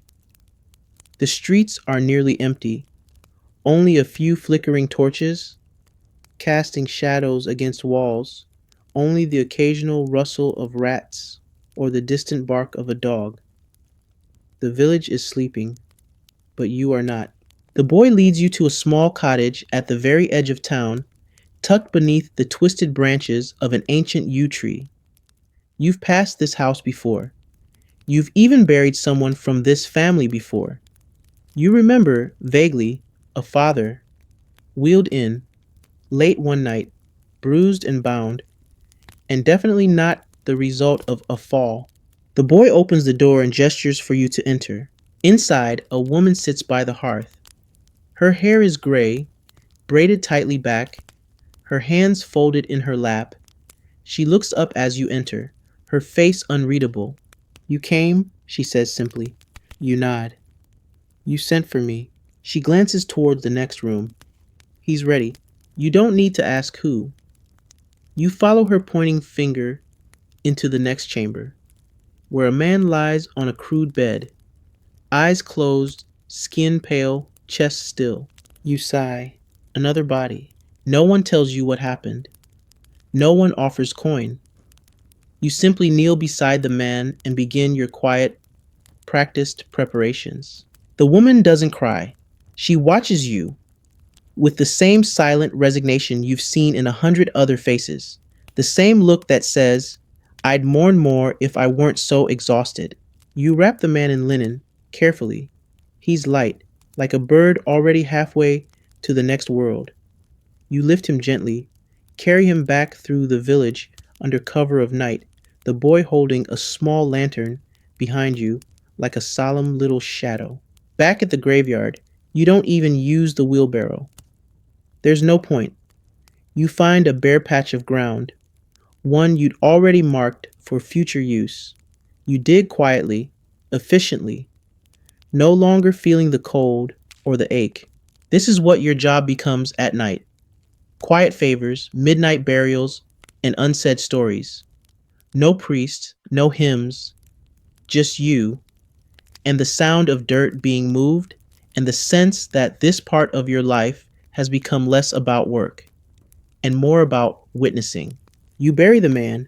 The boy stands silently beside you, not crying, just watching. When the last of the dirt is patted down, you turn to leave. The boy nods. No thanks, no words, just that. You walk home under a sky filled with stars, your hands stiff, your boots muddy, your candle stub long gone. And in that lonely walk, you understand something very clearly. This job isn't just about holes and corpses and dirt. It's about being the one who never sleeps, the one who carries grief on your back and buries it night after night without ever asking why. This, perhaps more than anything, is why you wouldn't last 24 hours. Because this isn't just exhausting, it's soul thinning. And tonight, your soul feels stretched thinner than parchment. The next morning begins before the sun does. You're not entirely sure you slept. Your eyes closed, yes, your body lay still. But true rest, that feels like a luxury long since buried with one of the many nameless souls you've lowered into the earth. You rise slowly, every joint complaining, every muscle registering its displeasure like a medieval HR department filing grievances. Gerald the Straw still pokes your back, right on cue. You mutter vague threats to the mattress and pull on your clothes, stiff with yesterday's sweat, damp from the night air, and somehow already muddy. Outside, the frost still clings to the grass like a bad mood, and your breath clouds in the cold like little ghosts trying to escape your lungs. You trudge toward the graveyard, your shovel slung over one shoulder like a soldier dragging his weapon into battle, which frankly feels accurate. The path is quiet this early. No crows, no townsfolk, not even the stray dog with 3 legs and half a conscience. Just you and the slowly brightening sky. And, of course, the graves. Ah, yes, the graves. As you arrive, you do your usual morning scan. Fresh mounds intact? Check. No grave robbers overnight? Probably check. No restless bodies clawing their way out to file complaints about the cheese you ate yesterday? Hopefully check. And then you see it, a set of footprints, fresh, leading up to one of the older graves. You blink. Not the maybe a squirrel hopped around here kind of footprints. Human, adult-sized, 2 sets, coming in and going out. You walk over cautiously, every step deliberate, shovel still on your shoulder more for comfort than defense. The grave is undisturbed, or so it seems. The dirt hasn't been dug, the marker's still crooked the way you left it. But something's off. You kneel. The soil is softer than it should be, not disturbed, more like someone placed a cloth over it, like a careful mimicry of peace. You don't like this. Grave robbing is not unheard of in medieval times. In fact, it's practically an industry. Bodies are buried with trinkets, crosses, coins, sometimes even jewelry. For the desperate, or the merely opportunistic, it's a treasure chest with no security system, and no angry letters from the deceased. But this grave, it wasn't anyone important. No ornaments, no coins. You know, you buried the man yourself 2 weeks ago, so why revisit it? Historians still argue about the frequency and motive behind medieval grave robbing. Some blame hunger, some blame greed, some, less academically, blame witches. You, however, blame a very specific man, Irwin the Tinker. Irwin is one of those men who always seems to know a bit too much about who's recently died, what they were buried with, and how loosely packed the dirt was. He's got a face like a well-worn potato and a smile that tries very hard to seem innocent. You've seen that smile, usually after something's gone missing. So you set off toward the village, shovel still in hand, not as a weapon, but as a badge of grim authority. You find Irwin exactly where you expected, behind the tavern, crouched over a small sack that jingles suspiciously when he moves it. He looks up as you approach, face immediately shifting into a mask of exaggerated surprise. Well, if it ain't our heroic ditch digger, he says, far too brightly. You narrow your eyes. Footprints. He shrugs. Many people have feet. You gesture with your shovel. Grave. 2 sets. One return trip. Maybe it was a ghost, he says, grinning. Came out to stretch. You don't smile. I'll dig again if I have to. You know I will. His grin falters. Just a hair. No need for that. He slides the sack behind his back like you didn't already see it. What's done is done, eh? Let the dead rest. No harm meant. No harm, you repeat. It's not your grave. It's not yours either, he counters. That, unfortunately, is true.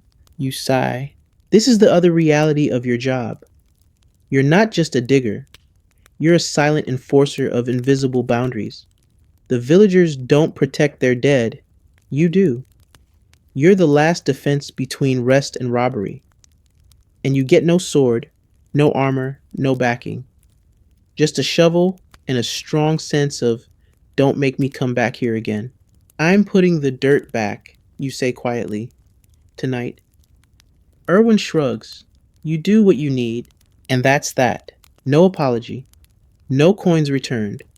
Just a promise that whatever dignity the dead had left will be somewhat restored. If you're lucky, you walk back to the cemetery, wind colder now. Or maybe it's just your mood. You scan the other graves, wondering how many have been visited, disturbed, disrespected. You realize something. The dead don't stay buried in this job. Not just literally, the memories, the rumors, the unfinished stories, the family feuds, the debts, the secrets. You bury them all, and sometimes they claw their way back out, demanding attention, retribution, or simply a second glance.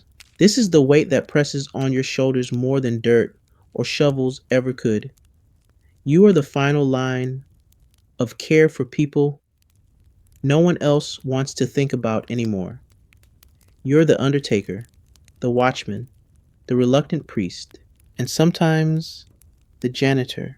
You spend the rest of the day doing what needs to be done, tidying up markers, repacking loose dirt, whispering a few extra words over disturbed ground. No one sees it. No one thanks you. But you do it anyway, because someone has to. Because even in a world where death is common and graves are cheap, there's still such a thing as decency. And that decency, somehow, rests in your calloused, unwashed, slightly mold cheese scented hands. You end the day kneeling beside the newly recovered grave. No grand rituals. Just one last pat of earth. One final look. Then you stand, shovel slung across your shoulder once more, and walk slowly home. The moon follows you. You don't look back, because tonight at least, the dead stay down. By the time you reach home again, if one can generously call a wattle and daub box home, the moon is high and bright, illuminating every creaky corner of your miserable world with that silvery glow that manages to be both poetic and deeply unsettling. Your breath fogs in the air, your boots squelch wetly, and your bones, they are negotiating a labor strike. But instead of collapsing into your bed and making peace with Gerald the Straw, you do something uncharacteristic. You sit. Not flop, not fall, not fold, but sit on your stool in the cold and silence. You stare into the candle's flickering light, your shovel resting beside you like a dog that's seen too much. The flames sway in rhythm with your thoughts, and for the first time in what feels like forever, you just think. What are you doing? No, truly. You're a gravedigger, a medieval gravedigger. A job with all the prestige of a compost heap and twice the smell. You dig holes. You fill holes. You carry sorrow in burlap wrappings and bury it with your back.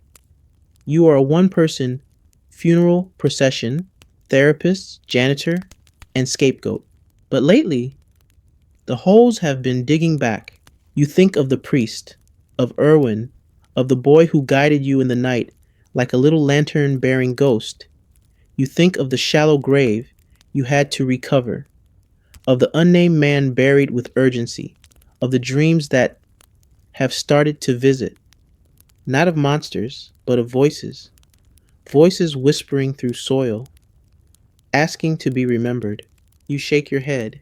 Perhaps you're just tired, tired enough to romanticize madness, tired enough to hear metaphor in wind and meaning in maggots. But even so, something has shifted. You've begun to understand something no one talks about. Grief doesn't stay put, it leaks. It seeps through the cracks.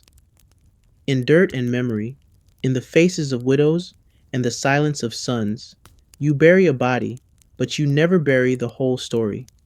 Some part of it lingers in the air, the earth, the eyes of the people who walk by the graves without really looking. And then there's her. You haven't dared think of her in weeks. But now, in this quiet moment, she returns. The girl with the plaited hair and the crooked smile. The one who gave you warm bread after your first burial. Who asked if the work scared you. You said no. She didn't believe you. She died last winter. Fever, they said. But it came so fast. Too fast. You dug her grave with shaking hands. You don't remember lowering her into the earth. Just the silence afterward. The way your shovel wouldn't stop trembling. You told no one. And now, some nights, you think you hear her laughing in the wind. Not cruelly, just there. Familiar? Fleeting. Your hands tighten around your knees. The candle flickers lower. Historians still argue whether medieval grave diggers were emotionally detached out of necessity or merely rendered numb by time. But you weren't born detached. It's a learned silence, a defense. The more you feel, the more the work breaks you. And right now, you're dangerously close to broken. A knock on the door jerks you upright. Not again. You hesitate. Deep breath. Stand. But this time, when you open the door, there's no boy, no priest, no widow, just a scroll tied with black ribbon. You frown. Pick it up. Unroll it with stiff fingers. A burial request? Official. From the village magistrate. Tonight, you blink at the handwriting. It's neat, precise, and blood red, which isn't ink you recognize. The request is simple.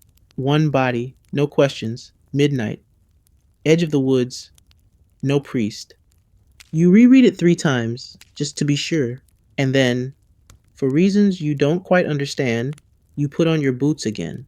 The night is colder now, sharper, as if the air itself is watching. You walk slowly, shovel in hand, toward the woods. The villagers avoid this path. Too dark, too many legends, witches, wolves, whispering trees. You don't believe in any of that, except maybe the whispering trees. They seem to know your name tonight. At the edge of the clearing, there's a cart, empty, no one waiting, no corpse, just a shallow grave already dug, perfectly, disturbingly symmetrical, and beside it, another scroll. It's for you. You freeze. Your grip on the shovel tightens. No one is around, just the wind, the trees, the grave. The candle in your mind flickers. You back away, slowly, heart pounding. Is this a joke? A warning? A test? You're not sure, but you know one thing for certain. You've officially crossed into territory beyond your pay grade, and possibly beyond the mortal. You turn and walk back toward the village, faster now, shovel ready, not for digging, but for defense. Because somewhere between burial number 50 and now, something has started to change. And it's not just you anymore, it's the job. The ground remembers. And tonight, it may not want to let you go. You don't sleep that night. Even after double barring the door, tossing 3 extra logs on the fire, and wedging your shovel against the window as a makeshift security measure, you're not sure how effective it is, but it makes you feel marginally better. Your eyes stay wide open, fixed on the flickering shadows on the wall. You keep waiting for the sound of footsteps, for the rustle of parchment, for something, anything, to explain that grave in the woods. But nothing comes, just the creaking of the roof beams and the soft wheeze of the wind squeezing through the thatch. It's like the night is holding its breath, waiting. By morning, your nerves are frayed, your head pounding, and your eyes dry as parchment. You don't even bother changing your clothes. What's the point? You'll be covered in dirt again by breakfast. You step outside cautiously, half expecting to find another scroll nailed to your door, or worse, someone standing there with a polite smile and a fresh body in a sack. But it's just the cold again, and the mud. You trudge to the churchyard, your every footstep a leaden thud. As you approach the entrance, you see Father Thomas already waiting, hands clasped, expression sour, robe slightly crooked, like he's been up all night too. Which is odd, considering clergymen usually sleep like particularly sanctified logs. He waves you over, and before you can even grunt a greeting, he says, "We've got a problem." "Ah, yes, of course we do." He gestures toward the far side of the graveyard, where a small group of villagers has gathered, murmuring, pointing, visibly upset. You recognize one of them as old Marna, who once accused you of burying her cousin sideways. She's now gesturing wildly at the ground, ranting about omens and the devil taking back his own. Fantastic.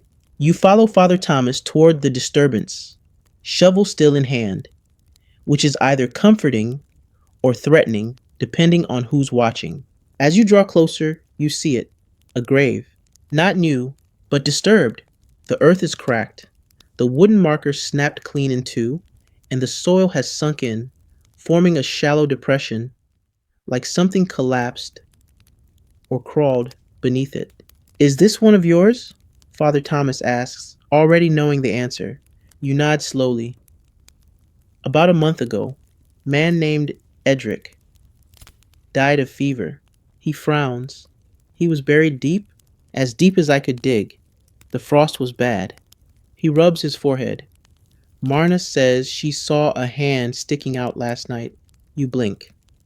"A hand?" "Yes, with rings." You exhale, loudly. "There were no rings." "Apparently there are now."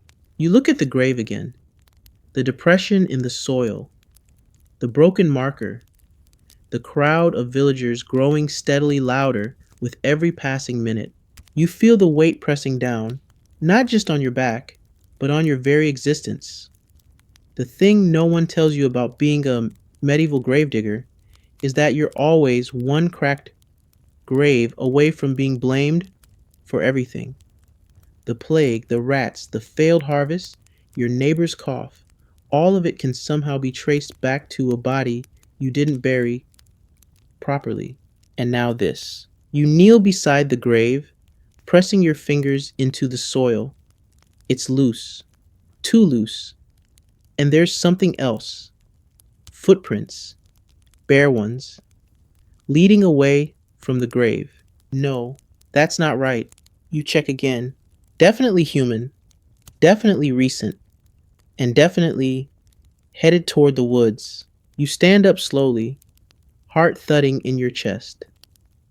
You glance at Father Thomas, who meets your eyes with a look that says, "Please tell me, this is rats." You shake your head. "This grave was tampered with." He nods grimly. "I'll handle the villagers." You, I know. You grip your shovel tighter. Back to the woods. Historians still argue whether medieval villagers truly believed in revenants, beings who rise from the grave not as ghosts, but as walking corpses. The line between folklore and faith is blurry, especially when bodies start showing up in places they shouldn't be. You follow the trail out past the village boundary, boots squelching in damp leaves. The morning light filters weakly through the trees. turning everything a pale, sickly green. And there, about 100 yards in, you find it. A ring. Not a hand, thankfully, but a ring. Thick, bronze, still glistening with moisture. Beside it, a torn piece of linen, not just torn, clawed. You crouch, breath shallow. You're not ready to say it out loud. Not yet. But the implications are already winding themselves around your chest like a tightening rope. Something dug out of that grave. Something took the ring. Something left this trail. Could it be a grave robber? Maybe, maybe not. Because here's the thing about grave robbers. They don't usually return the evidence. You pocket the ring, wrap the cloth carefully, and head back toward the village. Faster now, watching every shadow. When you return, Father Thomas is waiting. The crowd has dispersed, but their whispers linger like smoke. You show him the ring, the linen. He says nothing for a long moment. Then, "This has happened before." You blink. "What?" He nods, slow and heavy. "A long time ago, before your time. Graves disturbed, rings missing, bodies seen walking, always just on the edge of the woods. Why didn't you tell me? I thought it was stories until now." You stare at him. "And what do we do?" He looks toward the hills. "Pray." You snort. "I meant practically." He sighs. "You dig." "Of course you do. Because when the dead don't stay where they belong, there's only one person the village calls. Not the priest, not the guards, not the scholars. You, the gravedigger. You who knows the soil. You who hears what stirs beneath it. You who digs the line between the living and the dead, and then spends every waking moment defending it. So you do what you've always done. You shoulder your shovel, and you start walking toward the graves, toward the woods, toward whatever comes next. Because somebody has to face it. And in this village, that somebody is you. You spend the afternoon doing something no one really trains you for, double-checking graves. It's not glamorous, nor is it easy on the back. But at this point, you'd rather face a few extra shovelfuls of earth than wake up to another grave caved in. Or worse, opened from the inside. You start with Edric's again. You've already filled it once, but now you repack the soil, tamp it down firmly, and place several large stones atop the mound. Not as a tribute, more like a deterrent. You briefly consider adding garlic, a handful of rosemary, or a polite yet firm "do not disturb" sign, but settle for heft. Next, you make your way to the older graves, the ones where the wood has softened and the names on the markers have faded into vague scratches that could read Marjorie or possibly Monkey. You dig carefully, not to exhume, but to check the integrity. Mostly they're intact.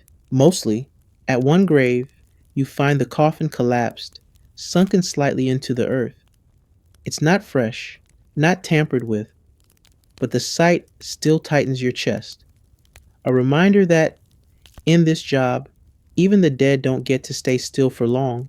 As you work, you hear a noise, light, quick, footsteps. You pause. A small face peeks from behind a headstone. It's the boy again, the one from the late night burial. He's watching you silently, his eyes too old for his face. "You shouldn't be here," you say, not unkindly. He steps forward. They're waking up. You stare at him. "What?" He points toward the forest. "They don't like the stones." A chill dances up your spine. "Who's they?" He shrugs. "The ones you buried wrong." You blink. He turns and walks away without another word, vanishing behind the tombstones like a particularly unnerving breeze.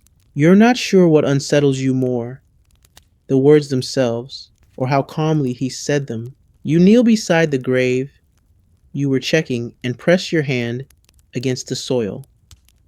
It's still, quiet, but your heart is not.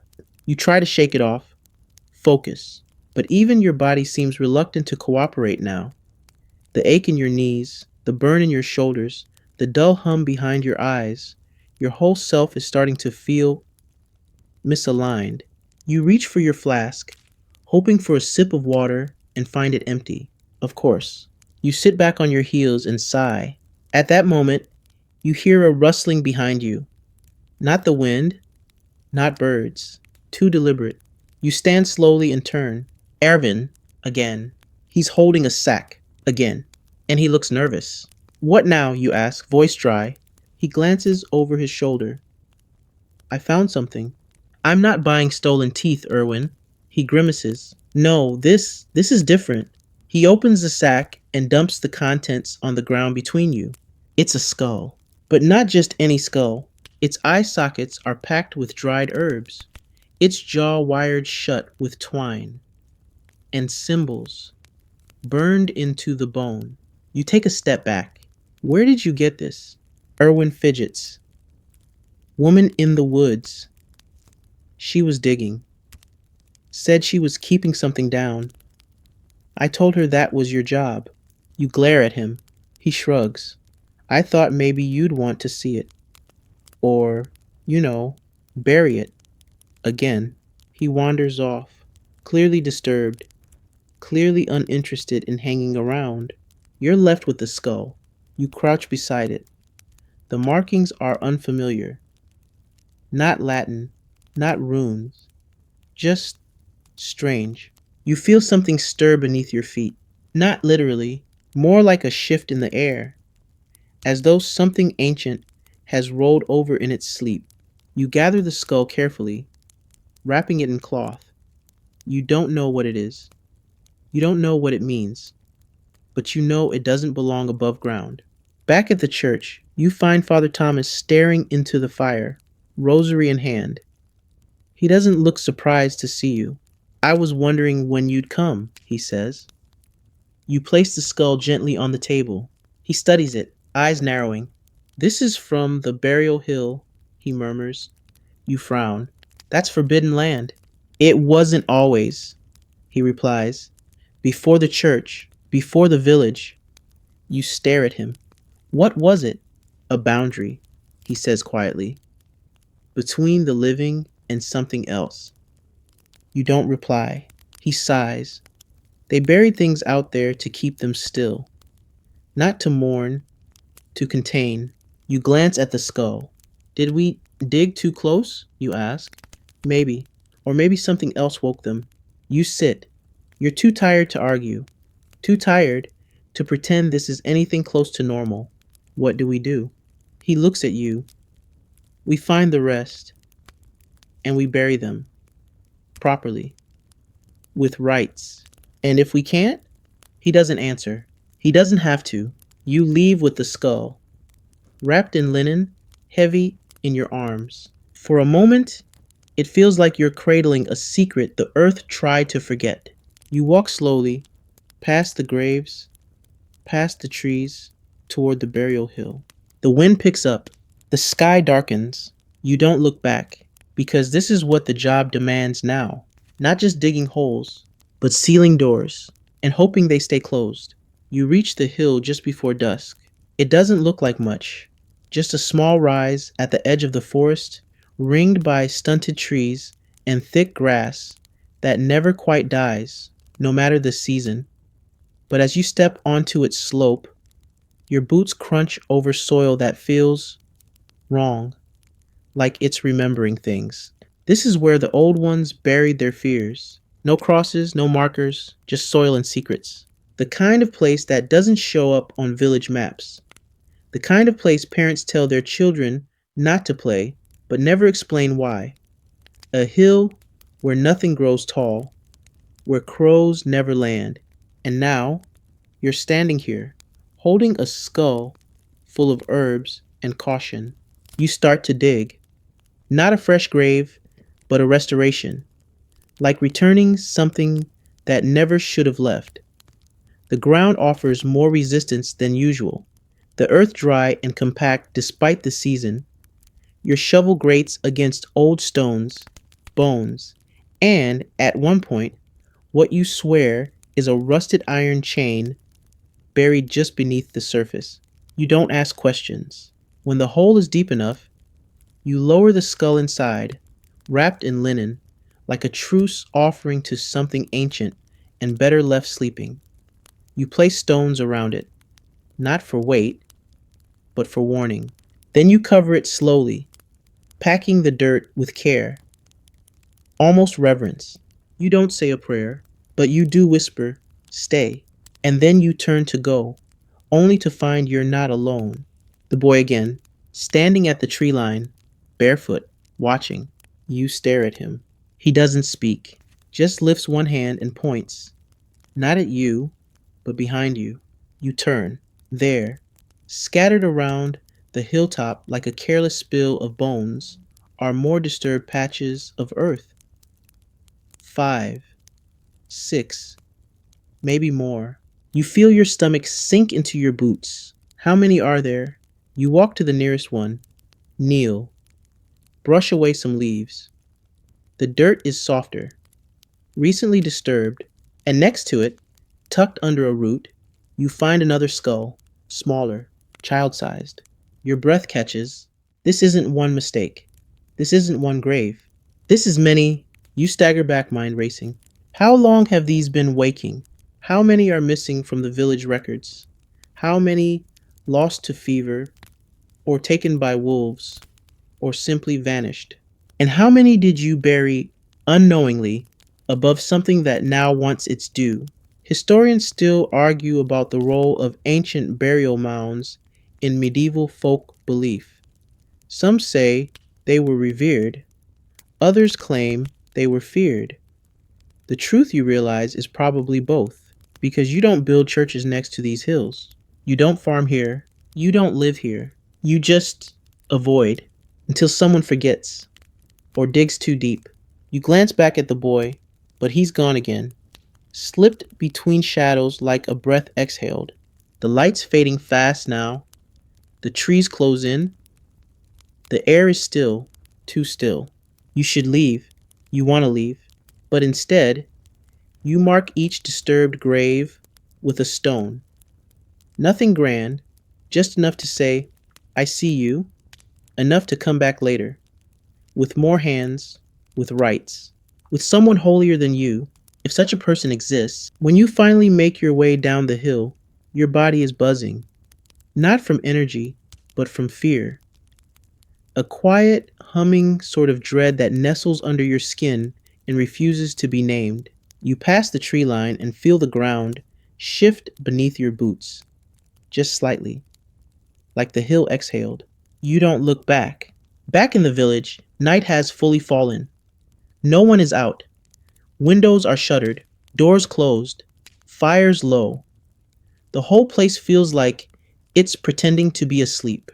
You reach the chapel, find Father Thomas waiting on the steps. He sees your face and stands. "Well, there are more," you say. "A lot more." He swallows. "I'll gather what I can, but we'll have to move quietly. If word spreads," you nod. "The last thing you need is panic. Pitchforks, accusations, more graves."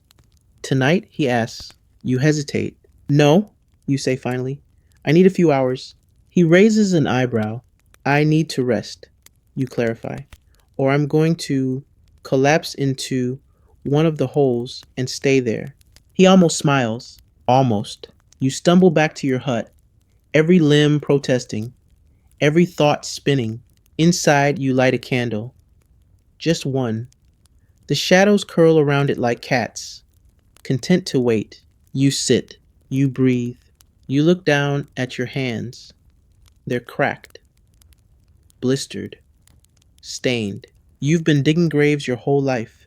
But tonight, for the first time, you understand something awful. You're not burying the dead. You're negotiating with them, and you're not sure who's winning. Your sleep that night, if it can even be called that, is a mess of images and half-formed fears.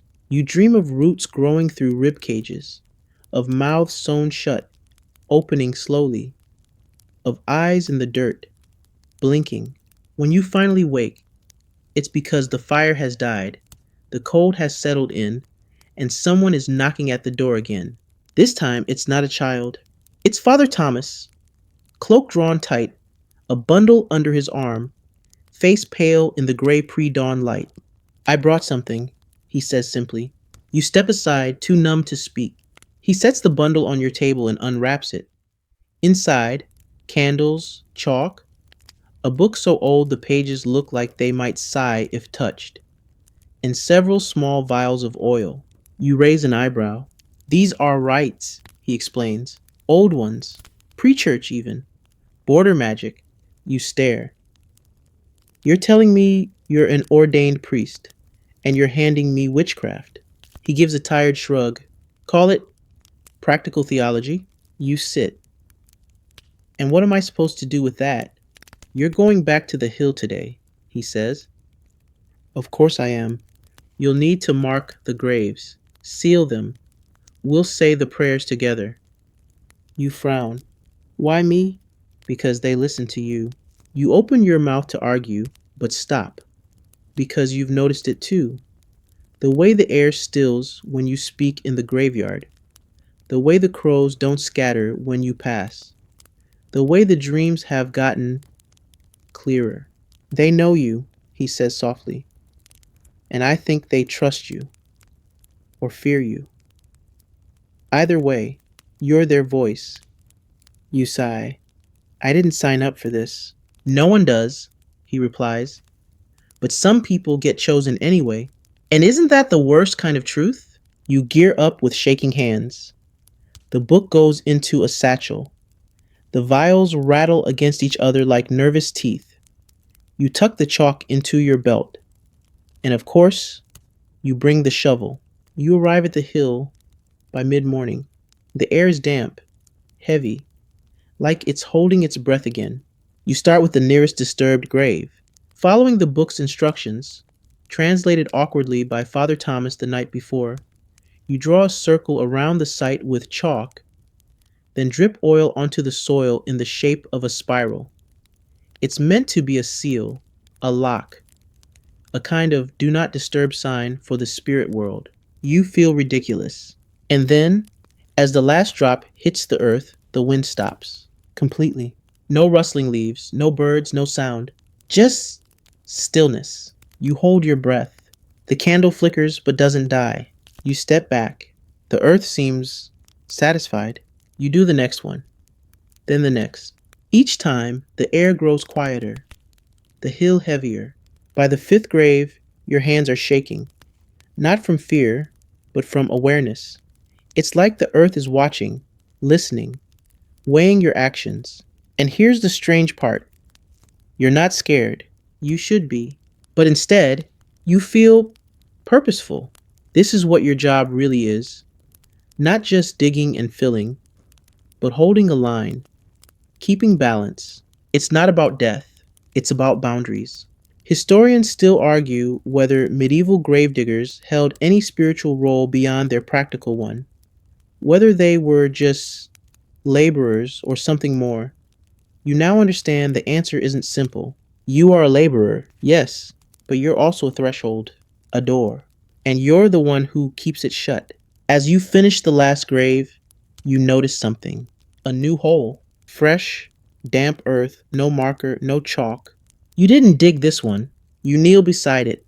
The dirt is loose. Your stomach turns. Slowly, cautiously, you scrape away a bit of earth with your fingers. There's nothing inside, just a hollow. But at the very bottom, a single linen scrap, the same kind used in shrouds. You stand heart-thudding. Someone or something was buried here, and now it's not. You look up and see the boy again. Only this time he's closer, closer than ever before. You open your mouth to speak, but he beats you to it. They're not angry, he says, just hungry. You stare. Hungry for what? He looks at you. For being remembered. The words hit you like a thrown stone. You've buried so many, quickly, anonymously, out of necessity. But maybe that was never enough. Maybe they wanted names, stories, rights. You look back at the graves you've marked, sealed, honored. You feel the difference. The hill is quieter now, the weight lifted. The boy smiles, just barely. They'll rest. For now, you blink, and he's gone. You don't chase him. Instead, you return to the chapel. You find Father Thomas waiting, worry etched into his face. Well, he asks. They're calmer, you say.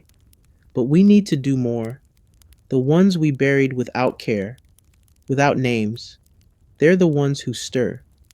He nods. And together, you begin a new list, a new plan. Not just for burial, but for remembrance. Because you finally understand graves aren't prisons, they're promises. And you're the one who made them. The next few days pass in a blur of names, dirt, and muttered prayers. You become quite accidentally the village's unofficial historian. Every scrap of memory, every whispered tale, every fragment of a name long forgotten, it all gets brought to you now. And not out of reverence, mind you, mostly out of mild panic. I think he was called Odo, someone offers, clutching a shoe buckle. She had a birthmark shaped like a duck, says another. My cousin swears his uncle was buried with a wooden spoon, a cursed one. You catalog it all, spoon included. By the end of the week, the graveyard looks less like a quiet place of rest and more like a bureaucratic crime scene. Stones marked with chalk symbols, crosses tied with twine, small tokens left atop mounds, a button, a feather, a crude clay doll. Symbols of remembrance, or at least effort. You never expected this shift from gravedigger to caretaker of souls. But here you are, coordinating burial rites, with a priest who now carries rosemary in one pocket and salt in the other, whispering Latin with just the faintest tremble in his voice. He's changed too. Everyone has. The villagers still don't make eye contact when you pass, but now they nod. Some even say, "Thank you." That's practically a standing ovation in medieval terms. And yet, despite all this, something lingers. You feel it in your bones, in your sleep. In the subtle way, the earth still leans toward the hill at night.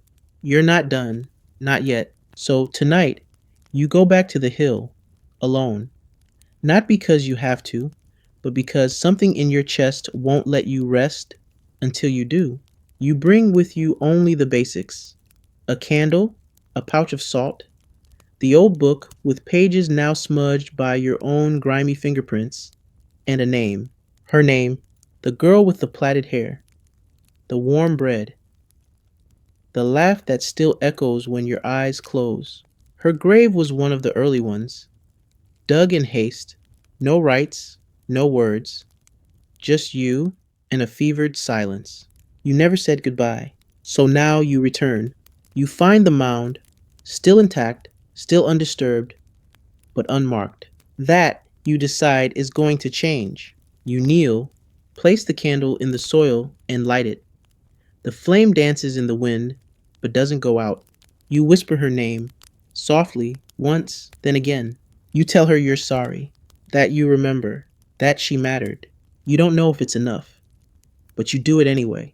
And when the candle flickers lower, you stand and place a stone at the head of the grave. Not a fancy one, just a smooth river stone, the kind she used to skip across the pond before the fever came. You think maybe she'd like that. As you turn to leave, you hear something. Not a voice, not quite, just breath. A slow exhale from beneath the soil. Not angry, not restless, just present, and then gone. You walk home with a strange lightness in your chest, like you finally put something down you've been carrying for too long. Historians still argue whether the medieval dead were seen as part of everyday life or a separate realm altogether. You now understand it's both. They're gone, yes, but also still here, in the soil, in the silence, in the way the wind bends around a grave that's finally been acknowledged. Back in your hut, you lay down for the first time in days and sleep without dreams. No footsteps, no boys, no skulls and sacks, just silence. And peace.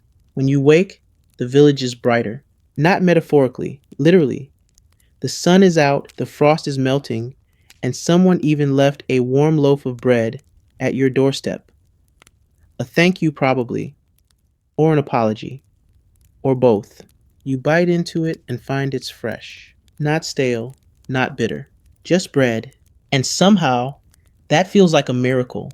You head to the graveyard anyway, because habits are hard to break and corpses don't bury themselves. But when you get there, something's different. No collapsed graves, no odd symbols, no boys at the edge of the woods, just stillness. The good kind this time. Father Thomas joins you after a while, carrying two mugs of something vaguely resembling broth. He hands you one. Looks like you did it, he says. You sip. No, we did. He chuckles. You and your shovel did most of the work. You shrug. I had help. He doesn't ask who.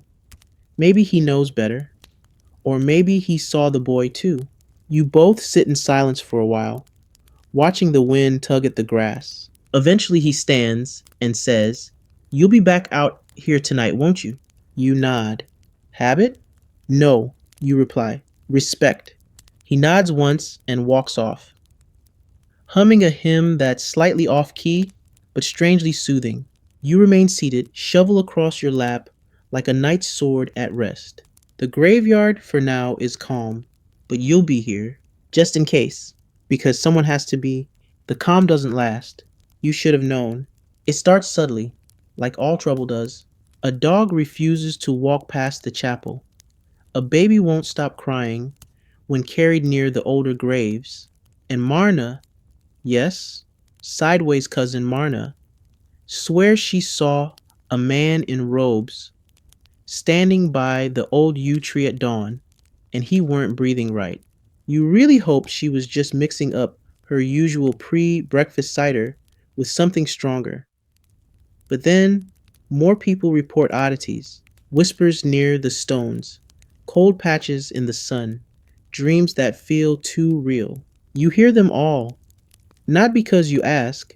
People just start telling you things now, like you're the village's shared conscience, or maybe just its landfill for emotional refuse. You try to stay grounded.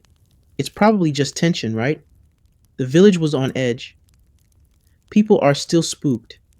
The air's strange because spring is coming. But then the boy comes back, not at night, not from behind a gravestone.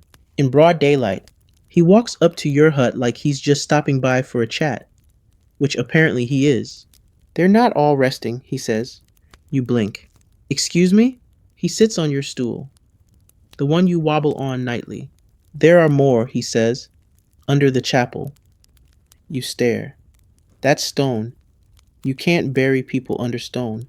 You can if the stone came after, he replies, matter-of-factly. And with that, he hops down and walks off, not even a dramatic pause for effect. You're left sitting there, wondering if you've officially lost your mind. Under the chapel, you pace the floor, sip stale broth, and finally decide, fine, you'll check. Just to prove to yourself there's nothing there, you wait until after Vespers, when the chapel's empty and Father Thomas is napping in his pew like a righteous bear. You slip in quietly, carrying only your shovel, a candle, and a highly skeptical attitude. The chapel floor is solid stone, worn smooth by centuries of prayer and foot traffic. But near the altar, something catches your eye. A corner tile cracked. You kneel, tap it. Hollow. Your stomach drops. You hesitate only a moment before using your shovel to pry it up. The stone lifts with a moan, revealing a patch of dirt beneath. You stare. The candle flickers. And then, there it is. A faint sigh. Not air. Not wind. Breath. You nearly drop the shovel. Instead, you dig. It doesn't take long. Someone's already done most of the work centuries ago, apparently. About 2 feet down, your shovel scrapes wood. A coffin. Old, cracked, blackened with age. You clear more dirt and see something carved into the top. Not a name. A symbol, the same as the ones burned into the skull Irwin brought you. You sit back hard. This wasn't a burial. This was a ceiling, a lock, and you just opened it. You scramble to replace the dirt, reseat the stone, and back away, carefully, reverently, like someone just lit a match in a powder cellar. Back at your hut, you light every candle you own, all 6 of them, one by the door, 2 at the window, one for your shovel, like it needs comforting too. You stare into the flickering lights, heart pounding. The chapel was built over something ancient, something bound, and now the seal is cracked. Historians still argue whether medieval churches were deliberately built atop pagan burial grounds as a way to claim spiritual dominance, or simply due to convenience. What they rarely argue about is what happens when those layers are disturbed. You've disturbed one, and now you wait. That night, your sleep is shallow and strange. You dream of the chapel again, but it's flooded with roots. The pews are overturned. The altar is cracked in half. The boy sits where Father Thomas usually does, whispering. You let it breathe. You wake before dawn, drenched in sweat, candles guttering in pools of wax. And the worst part? You hear the breath again, not inside, outside. From the direction of the chapel, you rise, take your shovel, and step out into the pre-dawn haze. The village is silent, but the chapel door is open, just slightly, as though someone pushed it from the inside. You stand there for a long time, shovel gripped tightly, wind teasing the hem of your cloak. You don't enter, not yet. Instead, you whisper, I hear you. And the wind answers with silence. But it's the kind that waits. You know this isn't over. You know you've got one final job, not to dig, but to seal. You wait until sunrise, not out of strategy, out of sheer human need to see light before walking into the dark. The chapel stands quiet in the golden morning haze, door still ajar, like an invitation written in rusted hinges and creaky warning. You approach slowly, every step deliberately soft, as though the building might notice and change its mind. Inside, the candles are out. The air is thick, not musty, wet, like something breathed in all the dry, holy air and left behind only dampness and dust. Father Thomas is there, kneeling, not praying, just kneeling, staring. You step beside him, half expecting him to burst into flame or start chanting in Latin. Instead, he says, You felt it too? You nod. I dreamt of a door, he says quietly, with no handle, just hands pushing from the other side. You both sit there a moment, 2 very tired men, a priest and a gravedigger, united by poor luck and worse timing. We can't leave it, you say. No, he agrees. We finish it. So you dig, together, back at the cracked tile, the seal you already broke. He brings a vial of oil and the old book. You bring your shovel and that steadily fraying nerve of yours. The dirt parts more easily this time, like it remembers you. You uncover the coffin again, the carved sigil. This time, you don't touch it. You pour salt in a circle around it. Father Thomas mutters something old, something before Latin. You don't ask where he learned it. You don't want to know. Then, carefully, you cover it again, layer by layer. Dirt, then stone, then chalk and symbols and oil. A lock on a lock on a lock. Finally, you hammer the stone down with the back of your shovel. The chapel shudders, not a quake, a sigh, like something giving up. And then stillness, true stillness, no breath, just silence. You both sit for a long time after that, watching the light filter through the stained glass. It paints the pews in reds and golds. It makes the dust sparkle. It feels right. You should rest, Father Thomas says. I will, you reply. After. After what? You glance at him. After I fix the rest. You walk out into the village, shovel slung over your shoulder, not like a burden anymore, but like a promise. Because it's not just the ancient things that need tending, it's all of it. The forgotten names, the hurried burials, the graves with no stories. You spend the next days doing what no one asked, but everyone feels. You rewrite the names in the book. You give markers to those who never had them. You stop for a moment at every grave, even the shallow ones, and whisper something, a blessing, a joke, a memory that might not even be yours. You leave feathers, pebbles, a coin when you can spare it. It doesn't make you rich. It doesn't make you sainted, but it matters. Historians still argue whether medieval graveyards were places of fear or reverence. You now know the truth. They were both, because death wasn't the end, it was the beginning of a relationship between the living and the past. And you're the middleman, the translator, the shovel bearing diplomat to the underworld. Eventually, the villagers stop looking at you like bad news. They start looking at you like someone who listens, who keeps things still, who remembers. One morning, you find bread on your doorstep again, fresh, and this time wrapped in linen, with a sprig of rosemary tucked in the twine. You smile, no ghost knocks, no ancient symbols, just bread. Maybe that's how you know it's over, or at least paused. You sit outside your hut, the graveyard silent behind you, the sky the color of forgiveness, your shovel beside you. You don't need to dig today, but you stay ready, because someone has to. Someone always has to. Now the air is still, the shovel is quiet, and so are you. You've walked through a full day, more than a day really, of cold earth, whispering trees, and stories that never quite got to rest. You've survived the weight of the dead, the suspicion of the living, and the uneasy company of things that should not stir once buried. You've done the work. You've laid them down properly. You've listened. And that might just be all anyone ever really wanted. So now, as the candlelight dims and the last of the dirt settles, you can finally breathe easy. You're not being watched. Nothing waits beyond the door. There are no footsteps tonight, just the wind, soft and disinterested, curling gently around your walls like a lullaby. You sit in the quiet.